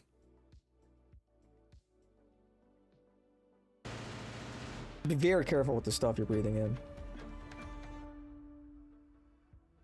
It always starts with finding the right people, and I'm always amazed by the weapons team. That team is really passionate about it, and so it's just about imagination on their side, and then it's just for Mark and I to kind of foster that and fan the flames and see what they come up with. Wait, let's see, is Nick going live? Let me check.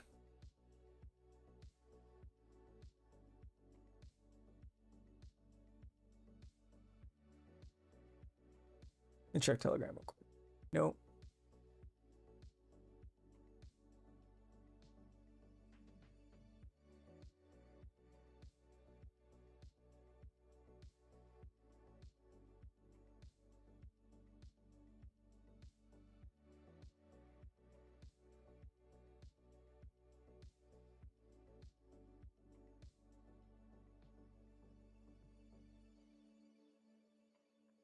The fuck?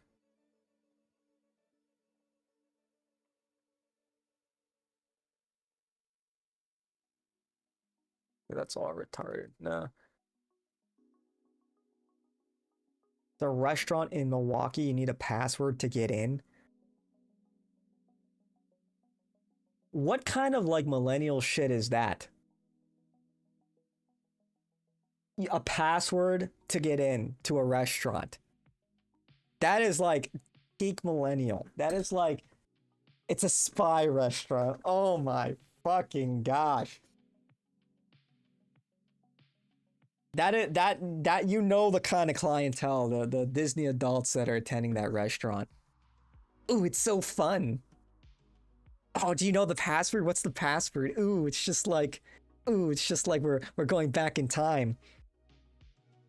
I'm like James Bond. Ooh. More like Boomer. It's 60 years old. I feel like millennials would love that though.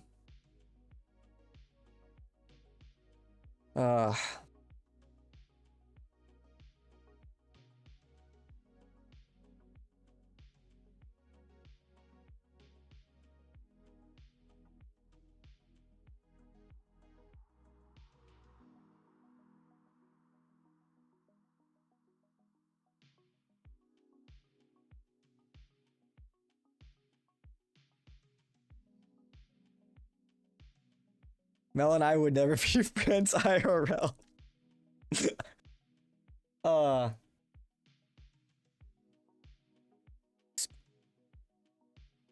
Speakeasy.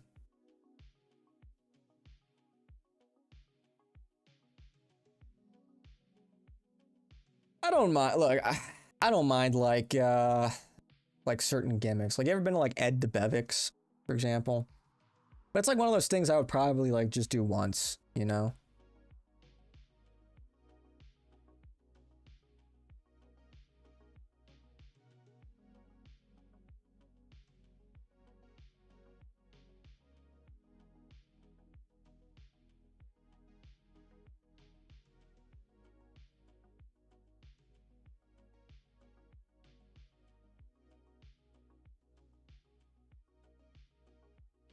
Damn.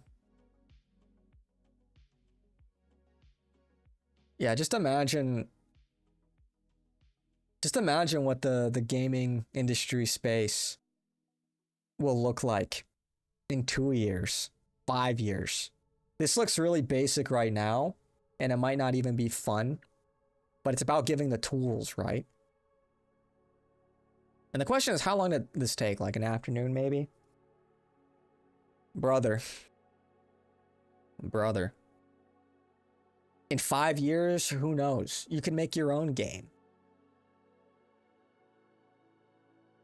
You can make your own game. You can make your own Elder Scrolls 6 and fill it with blackjack and hookers. It could be the best Elder Scrolls that's ever existed. You know?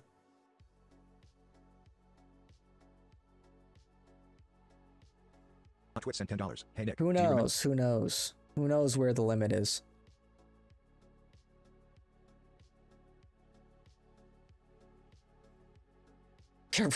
That's on Snapchat.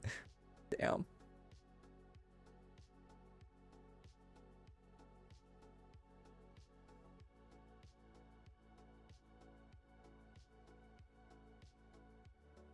Bruh.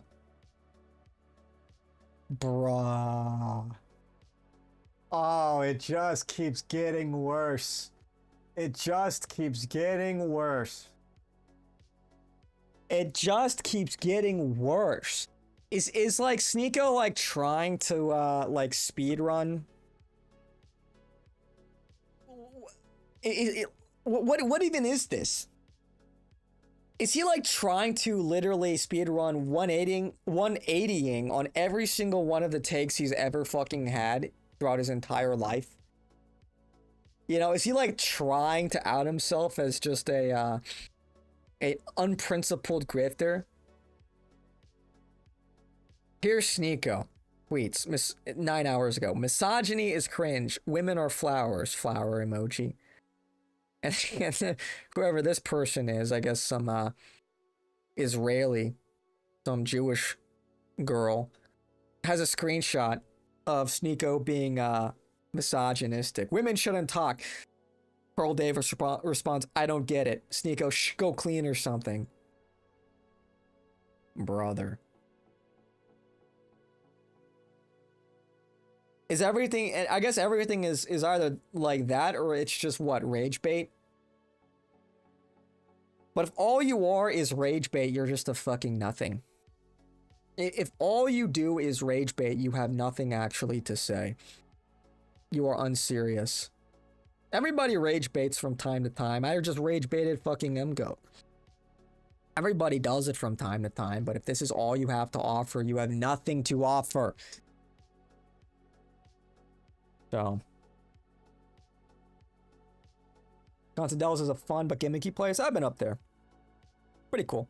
I haven't been there since I was a kid, though. I have no idea how it's changed. Your cortisol levels would spike around, you know, every 10 minutes being around me. Bro, it's bad enough when fucking Kumquat comes in. Or I have a friend who's been on the stream a number of times, and, you know, he'll just, like say retarded shit. And he can always couch it as being rage bait. It's the perfect cover. It's the perfect cover. He says, I rage baited Mello. It's like, no, you did. You just said some retarded shit, and now you need to, like, find a way to play it off. It was rage bait. Nice try, buddy. Nice try. He does this to me all the time. Mispronounce words on purpose. And dude, it's funny. That has got to be, like, if you wanted to actually rage bait Nick with the super chat, I was talking to MGoat about this. The best way to do it would be to, like, use the wrong word, or, like, be like a pseudo-intellectual, go on, like, a pseudo-intellectual tangent. So, Nick, what do you think about the economic implications of the Iran-Israel war, moving forward into the new century in regarding to petrochemicals and first order principles? Just throwing a bunch of fucking buzzwords where it's like just enough where Nick has to pay just enough attention to see if the person is saying anything real or not. That is the perfect way to that is the scientifically proven way, the most effective way to rage bait Nick. Is to do that. You know, just hit him with some gish scallop nonsense, throw in a couple buzzwords, throw in like the wrong word, you know, like the Samsung option. You know what I mean? Just do that. That is like a proven method to rage bait the shit out of Nick. You want to watch his cortisol levels go to the moon, just do that shit.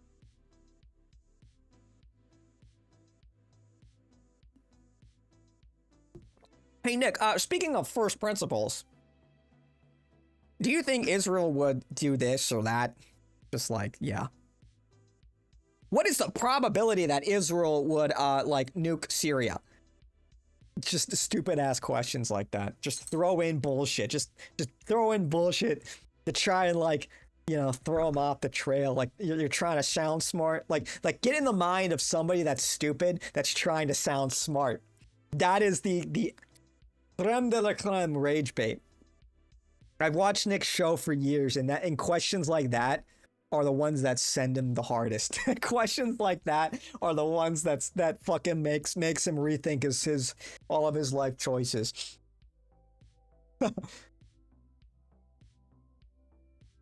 Uh, didn't Trump do that? The Islamic Republic of Japan. Well, that was probably just a gaffe, you know. That was probably just like Japan, Iran, whatever. He's old, you know. That one was just a gaffe, you know. Like Biden had gaffes all the time, who just like misspeak. Everyone misspeaks to some level, you know, to some degree. Occasionally, like even Nick, like he would say like harbinger instead of harbinger. I think everybody has a couple of words that you just like for some reason always mispronounce. For like my dad, it would be like physiognomy, which I would sometimes say physiognomy. He would always say like physiognometry. Everyone has a couple words that they struggle with. Unless you're Candace, then it's like half the fucking dictionary. Architecture. What are some other Candace isms? Owens isms. Complimentalize. That was a good one.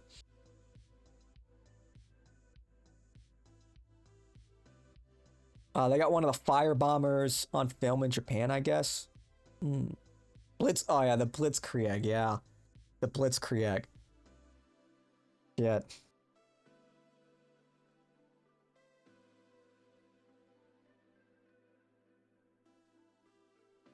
You know, reminds me of like when Destiny got exposed a few years ago for not knowing anything.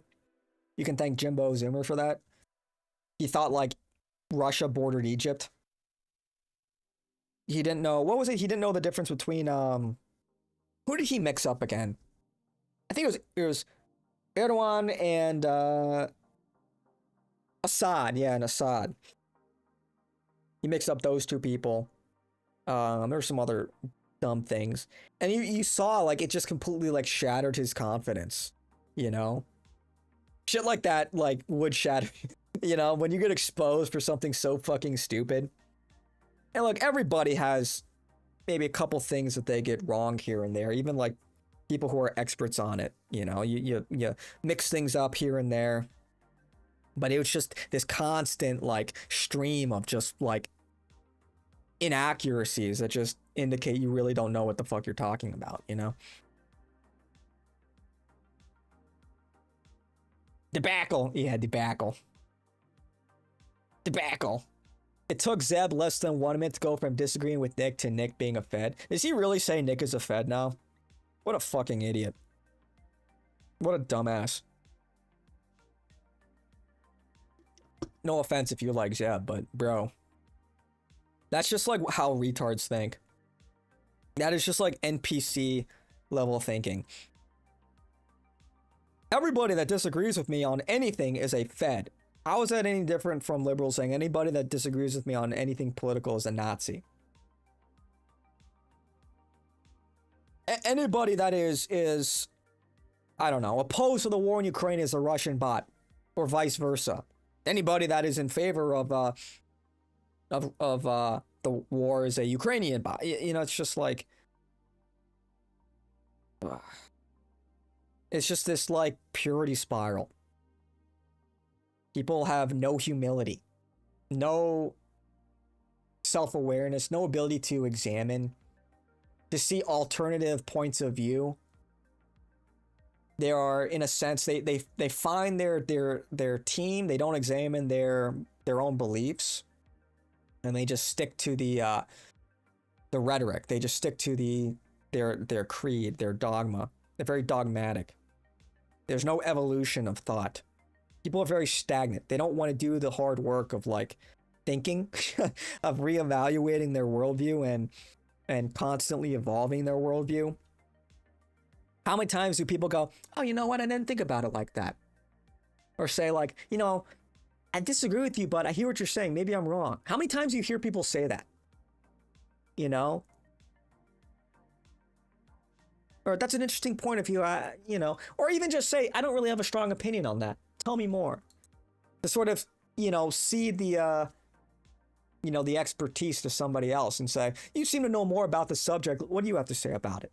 How many times do you hear people say shit like that? It's crazy, man. Candace it would be a 4-syllable word. Zeb was Confederate, so he is severely brain damaged. Yeah, dude. Dude, yeah, wait. Speaking of that, I mean, you guys, most of you probably seen the clip from yesterday. This is just crazy, bro. This is just fucking crazy.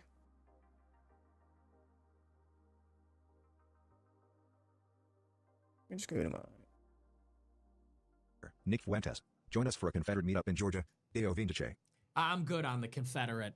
I don't support the Confederacy. I support Lincoln. You guys rioted against the North to keep black people here. Lincoln wanted to send them home. The real red pill is that the Confederacy was not based. Think about it. Think about it. These hillbillies killed 1 million white people so they could keep black people in America. They're the least based army of all time. People say, rebel yell, down in Dixie. Bro, you started a brother war. You launched a brother war that killed 1 million people for your right to keep black people here because you didn't want to pick your own cotton. Abraham Lincoln wanted to send them back. Look it up. Abraham Lincoln wanted to send them back to Africa. Abraham Lincoln wanted a colony in Liberia to send all the blacks there. I'm sure you guys have probably seen this, but you can imagine. Let's take a trip. Let's look at what the comments had to say. England and France sided with the Confederacy. They wanted a weaker America.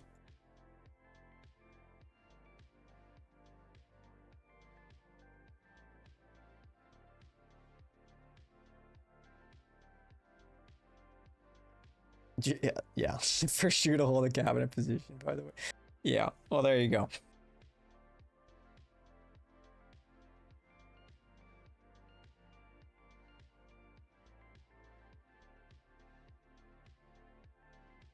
Yeah, bro. Dude, and another thing, like, I know this might be baby's first red pill, but like, the Jews were huge on the slave trade, man. They were huge on it. Something like, what, 90% of the transatlantic slave trade ships were owned by Jewish families. They were so prevalent in this in the auctions that if it landed on a Friday evening during the Sabbath, they would just cancel them more often than not because nobody would show up. Because they'd all be at Shabbat, they'd all be observing the Sabbath.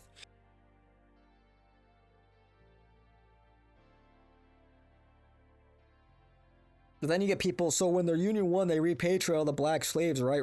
Lincoln was assassinated, bro. He was assassinated by a dumb Confederate. Like, holy shit. Yeah. Tsarist Russia sent their navy to defend the U.S.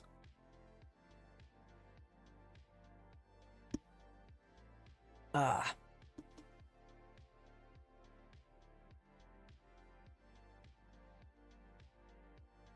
Oh, I missed that. The Dells are cool. I love the Ducks. Josh is too busy. My opinion, can't fully commit to it.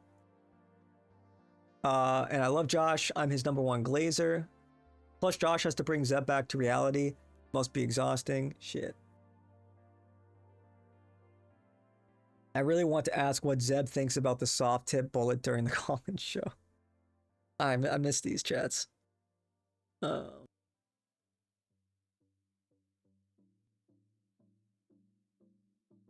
Zeb and John Ward got big egos. Nick Rosa, Jeff Davis, England. Yeah, I read that. Josh good at what he does. He encourages people to stay focused instead of over-explaining. Boomers re. Lincoln chased France out of Mexico. Yeah, man. Imagine defending the Confederacy. Like, dude, can you imagine what it would be like if, like, the Confederates won and America was split into 2 countries? How many other wars would have started? How would we have seen? How much weaker would America have been? We never really would have ascended. We never would have become a global superpower. We would have been at the whim of these other foreign powers, like England or France. Like, why would you want that? We would just be proxies for more powerful foreign countries, I think it would have been way worse. It would have been way, way, way, way worse. So.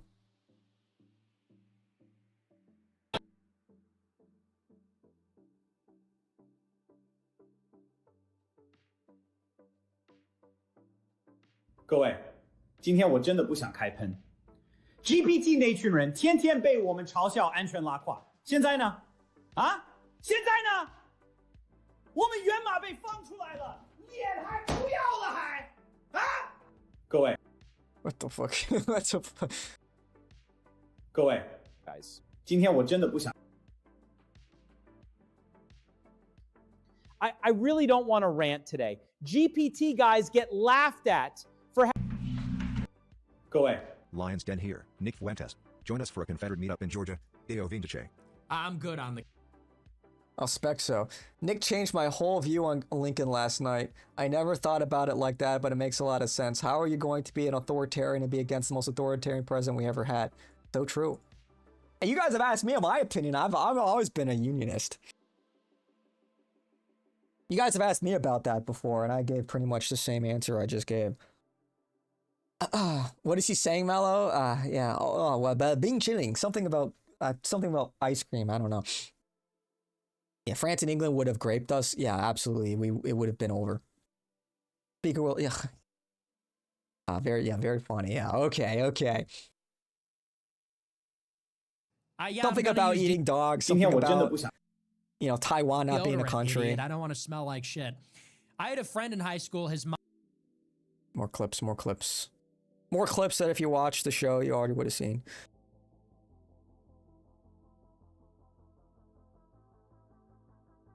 What is it?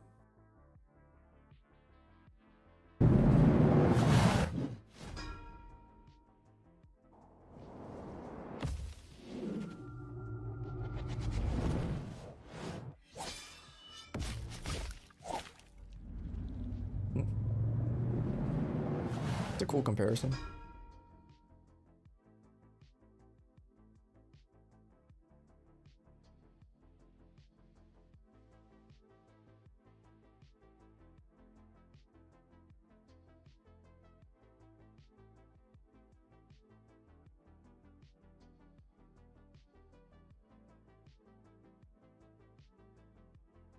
What the fuck? Have you guys been seeing a lot of the leaks coming out about the Odyssey? Bro. I swear Mello was my chef at Benihana. Oh, yeah. Okay. All right. Why are you exposing me like that? Come on, man. Don't blow up my fucking spot. Do you think Sneeko is wearing an earpiece and someone is feeding him points or lines? I think that's giving him too much credit. I think he's just a fucking idiot. And at this point in time, I mean, he's just like feeding off of the engagement. And he's just digging himself in a deeper and deeper hole. I think he's just peak brown clown. That's about it. I think this is like purely based off of like resentment. Purely based on resentment for like not fitting in ever. Not having a strong sense of identity when so many other people do, and so he lashes out.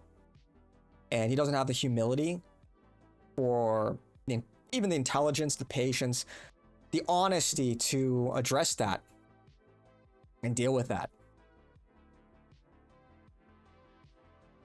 And so I think he spent probably most of his life searching for an identity.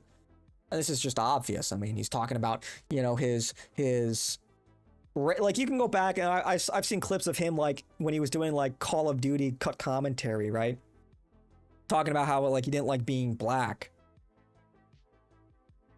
And then he was exploring his sexuality, talking about how he was watching gay porn, talking about how he was watching this girl get fucked, talking about and then he was a red pill guy, and he was idolizing Andrew Tate. And so then he converted to Islam.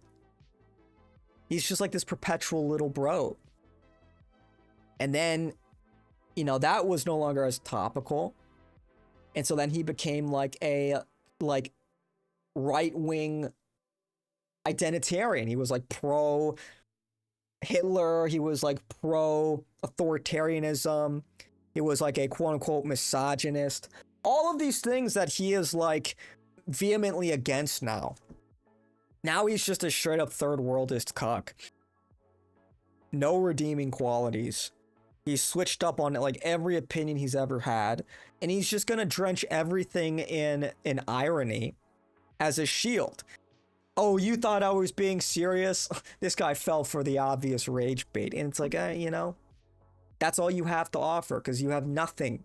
He has an inability to be earnest because he doesn't want to open himself up to ridicule by being genuine. It's just like, and in that sense, he's kind of similar to Chad Champion. Chad Champion does the same fucking thing. He's this sort of above it all attitude, this sarcasm, too cool for school. And people like that are unsophisticated, they're unprincipled, and they're cowards. That's why they hide behind irony all the time. And again, I'm not saying people like I rage bait from time to time. Nick obviously rage baits from time to time. But when push comes to shove, you lock in and you give your unfiltered, real take, your earnest take, or honest take. So, yeah, I think like Sneeko is just like, he doesn't know what the fuck he's doing. He's just floundering, you know? And he has no cushion to land on anymore. He has no net anymore. Like Nick, it's like that meme of like the guy that's like, he's like getting like arrows in his back as he's like protecting the sleeping child. Nick was like that to a lot of the critics. And Sneeko could have been an ally. You know, he could have been humble, graceful, magnanimous even. But inside, this personal, bitter, seething resentment bubbled up. And it's kind of like that happened at like, if you recall a few years ago at AFPAC, when he got punched and his tooth got knocked out, he crashed out on like the movement because he said, nobody had my back. It's like, bro, nobody knew what the fuck was going on. Nobody had my back. People were, it's like, dude, not that serious. You know, look at Tenryo. Tenryo's like the like textbook example. Like somebody like Tenryo, you know he's real because he's like super black, you know? He's like super black. And you would think that somebody that's like super black would, at face value, take some of the stuff that Nick says about like black people and crash out. But he's like one of the realest people in the fucking movement. One of the realest people in the movement. And he doesn't create problems, typically. And he's just always had Nick's back, as far as I can tell, you know, ostensibly on the timeline. And he's helped Nick bridge certain connections. I think he was one of the people that put him on to, I want to say Fresh and Fit. There was another podcast too, I think that Tenryo was working behind the scenes. And so, and that's why, you know, look, it is just, but people have this like, this issue of identity, you know? This really is a wholesome Chungus movement, but you like the prerequisite is that you're pro-white. That is like it. That is, or one of the two, right? That and you're like you're pro-white, you're pro-Christian, and you're America first. Like that's, you know. So anyway, yeah, I heard it was boring. Yeah, I it just looks like shit, dude. I've seen the lead clips. I'm like, dude, I feel a little vindicated not giving a second thought about this movie. I'm just not gonna go see it. Looks like shit. And I don't want to give them my money, ultimately. And I'm just gonna move on with my life and not really pay attention to it. Just ignore it. Because I don't care that much about it. I never heard of an epic story with twinks and brown people. Yeah, it's just like, dude, what do you even need to say about that movie? I feel like that the like all of the chuds haven't already said. Like, yeah, you know, and people will try to like defend it, like, oh, so like you know, like as if there is no distinction, right? They'll say, so if they just hired a bunch of white people, a bunch of white actors, well, they're not Greek either. It's like, okay, yeah, but they have the same, like, physical appearance, you know, the same phenotypes. And, like, people will pretend like there is no real difference between, like, you know, a Greek and like a German, or a Greek and an Anglo, or a Greek and like a Nord versus a Greek and a sub-Saharan African. You know what I'm saying? They'll say like, oh, because you're willing to have some wiggle room on that, well, therefore you should just, like, it's a non-factor. It's such a bad faith argument. It's like, clearly this is not honoring the source material. So, but these people will pretend like they don't know how things work when they argue. Anyway. Nico and Ian Carroll looking rough. Yeah, now that's what evil does. That's what evil does, man. Groypers ascending. Groypers ascending. You know, Groypers in the gym, lean maxing, looks maxing. We're in there, we're getting pumped. We're in there, we're jelking. We're fucking hydrating properly. You know, we're bone smashing. We're ascending. We're doing everything that needs to get done. You know? All these other people are descending because they're wicked. They live wicked lives and it's eating them up internally. Their guilty conscience. Speaker relates to Sneeko in many ways. Well, it's like, which way, mixed race man? Which way? Which way do you go? Which way? The difference between me and Sneeko is, well, I have a stronger sense of identity. You know, really, I'm only 2 things. He's like 4 things.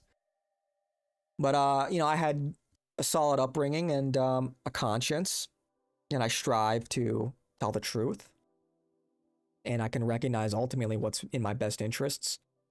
And I don't have this, like, chip on my shoulder, you know? So. It's like, look at Nick. Is Nick seething about his identity? Because he's like, you know, part Irish, Italian, and he's like part indigenous Mexican. He's got like what, like 2% sub-Saharan African or something. So he's Afro-Latino or whatever. No, he's not seething about it at all. He's got a strong sense of identity. So. At some level, you do get to choose who you are, you know? Maybe you don't get to choose your blood or your skin, but you can choose your character. You make choices every single day. You don't get to choose the hand that you've been dealt, but you get to choose how you play your cards.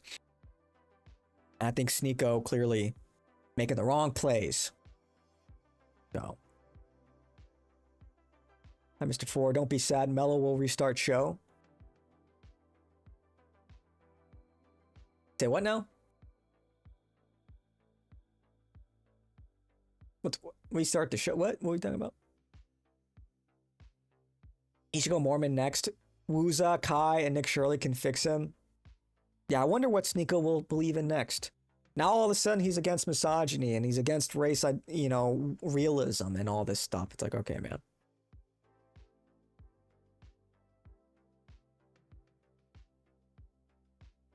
So.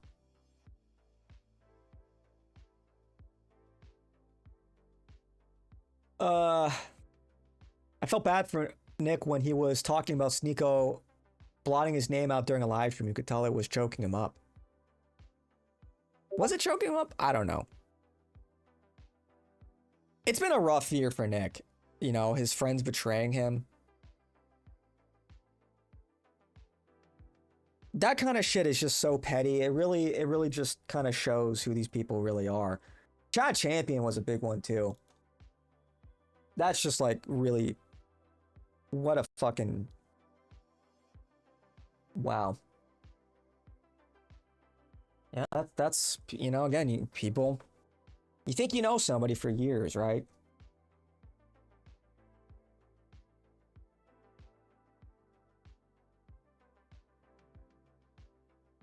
No.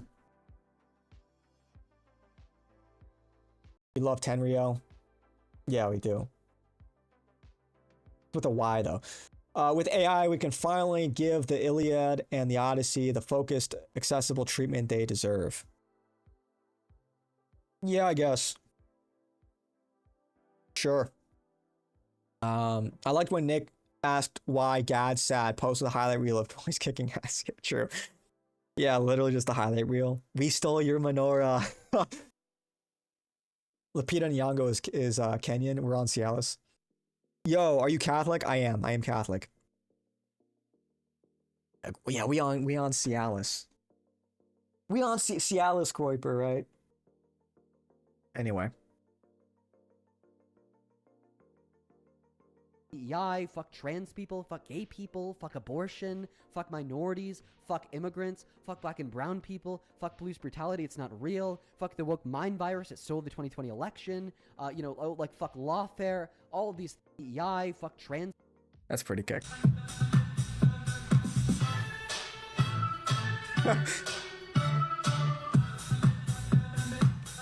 Bro, Clive is she's so autistic, right, bro. How can you hate him? Cheers. Am I a creationist? Yeah, I think that we were created. It's Sophie Rain. Sophie Rain, if you can hear me, give me $1 million. The scary part of all of this is that the argument you're hearing right now. I don't really want, I'll be honest, I don't really want to have a if you have more like theological questions, I don't really want to do the whole theology thing. It never works well. Me talking about theology and responding to chat, and then you got that latency. I just think it's never a good conversation. It's just really clunky and awkward to do over a live stream responding to chat.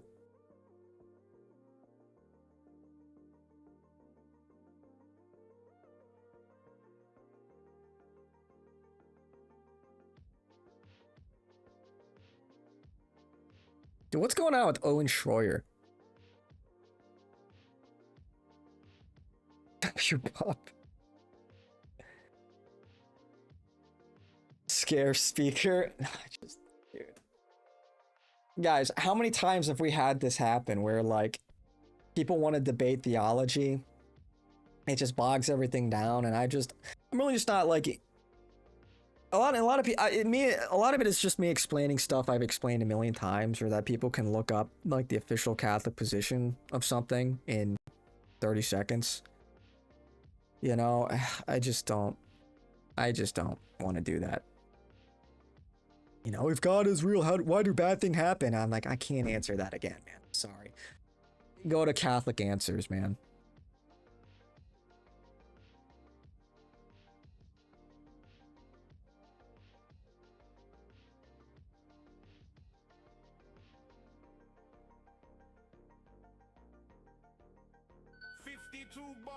Pussy wagon chicken nugget. Bill even thinks the merge team and this is what I've been saying all along, which is that thanks to oh my gosh, look at all these fucking clips. Suburb local checking in. Just clips. Waited 15 minutes in line.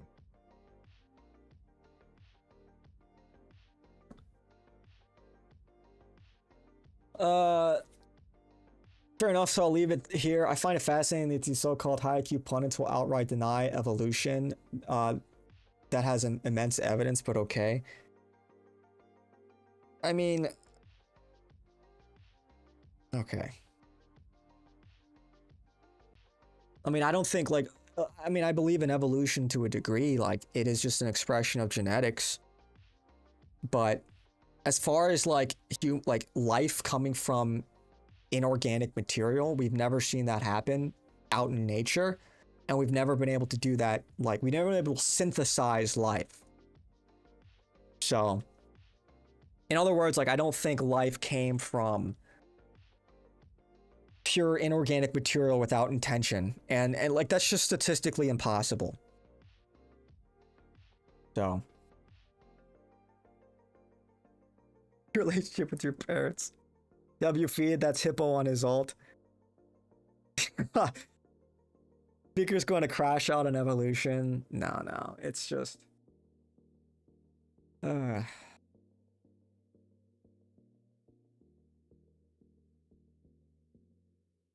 do you even know the Catholic position of evolution? Yeah.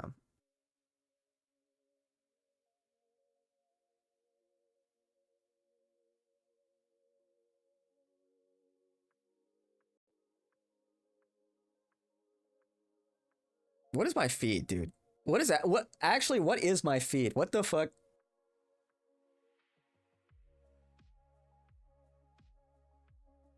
Somebody remade Halo?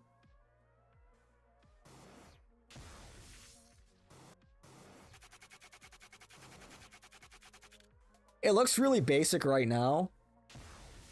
But you remember somebody like put this together in like a day? Or even like a week? Using AI? Just imagine where it's going to be in 2 years, 3 years, 5 years. Do you all believe in the Adam and Eve theory literally? Yes. But like, what do you... I don't know, where exactly is, like, the problem? Like, is there like a Garden of Eden here on Earth? I'm not sure. You know, like, where do the lines between the physical and the metaphysical begin to blur? It's like, if you believe in, like, let's say science first, I'll just use a very broad term, science, and you believe in multiple, like, dimensions, for example, is that not, like, another way to sort of explain? Or is that not, like people who believe in several dimensions, but, like, don't believe in, like, a metaphysical, like, God or heaven? It's like, how do you believe in one but not entertain the other? No, is Nick going live? Oh, he is. Okay. Nick is going live.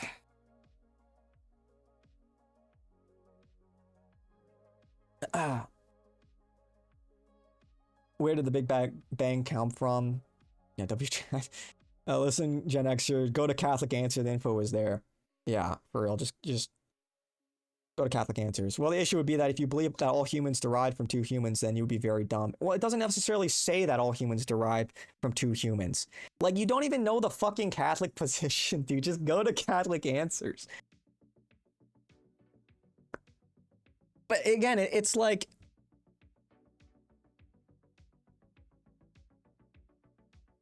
You know, people, it's funny because people can't even seem to agree about things that happened even like a few hundred years ago. Over a long enough time scale, it's like your ability to accurately understand, assess, analyze things based on like whatever evidence even remains is severely diminished. And you end up resorting to things like interpolation. Because it's not like there's like a big massive data center that all the ancient civilizations were pumping all of their collective knowledge into. So at some level, like, people, you have to like take that leap of faith. Maybe that leap of faith for you is like listening to a scientist that has, you know, collected a bunch of data or evidence that, you know, to prove their claim. At some point you choose to say, I believe, and you look at whatever evidence. But a lot of I don't know, a lot of like atheists or whatever are just not really interested in like the Catholic position. They're not really approaching it honestly. Because like if you were interested, you would already know the official Catholic position. And maybe you don't understand it, that's another thing, but like you would have gone and you would have looked it up and you would have read what people, frankly, who are far more knowledgeable and credible than me to speak on the matter, you would hear what they have to say about it. You would listen to a very well-spoken like Catholic bishop or apologist speak on the matter, rather than coming to like some random fucking live stream to debate somebody. So like you're clearly not interested in like actually having your mind changed. Otherwise you would have put the work in already, but you're intellectually lazy. That's what that tells me. Otherwise you would have gone to Catholic Answers. You would have listened to, you know, any number of bishops answer your questions that people have been asking for like 2,000 years. And they would frankly do a much better job than I could. So, there you go.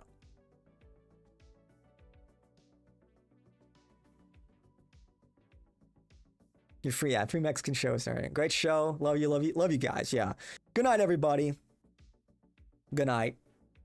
Retired boss. Yeah, I know. It's, dude, midnight show. Do you guys remember when the shows would start at like 4 a.m.? Were you guys around for those days? The 4 a.m. shows? I think the latest I've ever seen was like 6 a.m. Crazy. You'll check out the Catholic position, fair. And that's what I mean. It's like, look deep in your heart and really just try, if you ask questions honestly, because it's in your interests to want to know the truth, you kind of need to let go of some of your, first you need to understand what your ideological priors are. What do you actually believe and why? And if you are truly open-minded and you want to know the truth, then you will seek that out. And, you know, it might be painful. It might be painful because I went through that whole process. I was agnostic for most of my life, and I just asked these questions like, where did life come from? And you like, and I have a background in STEM. I have a mechanical engineering degree, not the poor rank. And so I can interpret data. And that was like one of the first questions I asked was like, what is the likelihood that life just came from inorganic material? And it's like impossible, because you think about all of the things that need to go into synthesizing even like a protein, not even life, but like the building blocks. How does that happen? You think of the Big Bang, you think of how chaotic the universe was, how disordered it was. How does that just happen by chance? Think about it. You need a source of energy, you need all of the right elements and compounds in the right place. You need a medium like a liquid medium, water, the right pH levels, the right balance, you know, not too high, not too low. And then just by smashing everything together, make all of the building blocks sequentially in order just to create a single cell amoeba. And then it has to know how to replicate, how to survive, not immediately die due to changing conditions, because these conditions need to change to build your next part of the building block, because that's how chemical reactions work. And if you think about, you know, thermodynamics, the universe, it trends towards greater disorder. So how do you go from a chaotic state and then get more order without injecting more energy into the system, but more importantly, doing it with purpose, with intent? It's impossible. It's statistically impossible that could just happen, even over like 13 billion years or 13, 14 billion years or 28 billion years. There was another scientist that thought that the universe was maybe twice as old as many people believe, or maybe you believe it's only 50,000 years old. Who knows? But it's so unbelievably unlikely. And even if you give, and here's the thing about like probability and possibility, even over the course of a very, very, very long time scale, there is no guarantee that it could happen. Like the monkey with a typewriter, like there is no guarantee that given an infinite, so to speak, amount of time that he will write Shakespeare. It is more likely that he will never write Shakespeare. That is also a distinct possibility. So just because something is possible, even over the course of a long enough time frame, doesn't mean it will happen as a sure thing. But people just make that assumption. So it's very faulty. So again, in other words, I approach it from a first principles thinking. And it's like, okay, well, if it is like statistically impossible that life came from non-life, then it must have come from somewhere. And if it came from somewhere, then it likely came with intent, because how can you, again, create life and have it evolve in a way that we've seen it evolve without like a clear guiding hand? That is far, far, far more likely. So if it's a matter of pure likelihood, it is so much more likely that we were created because of how organized everything is, how much sense everything makes. Because we have logic and reason, you can actually, in a sense, look inward as a reflection of the universe as well. You exist, you think, that actually matters. That is actually evidence that you shouldn't disregard. So, anyway.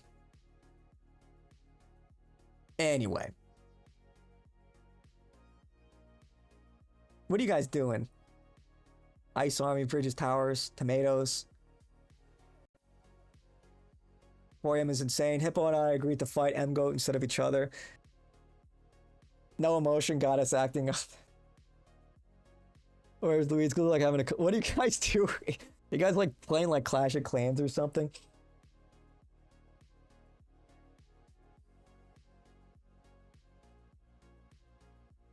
Tomatoes.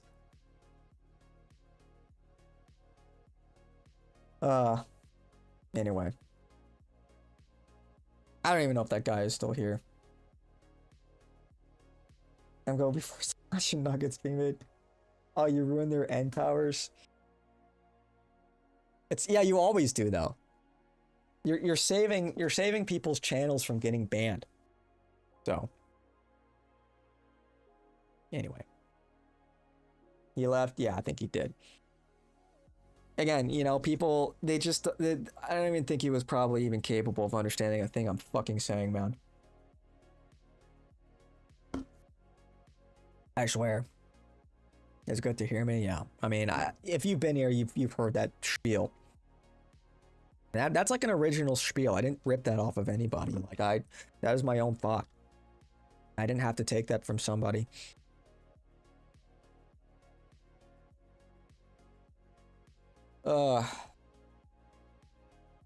But I'm sure there are other people that share those thoughts. Anyway, it's Credo. It's Credo. I will see you guys all later. I'm gonna go fuck around with Claude. Yeah. See what Nick has to say. What is he talking about? True social scam, Trump to sell insider trading information on Truth. Where's that story from?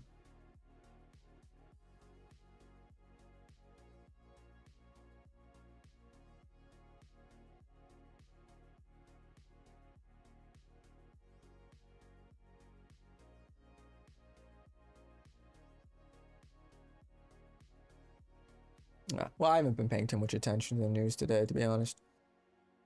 I'm too busy clodding it up. All right, guys. Love you guys. Take it easy. Take it easy. I will see you guys all later. Don't forget to like the stream. Damn it, like it. Like the stream. Leave a comment. Your favorite. Who fucking cares? All right, I'll see you guys later.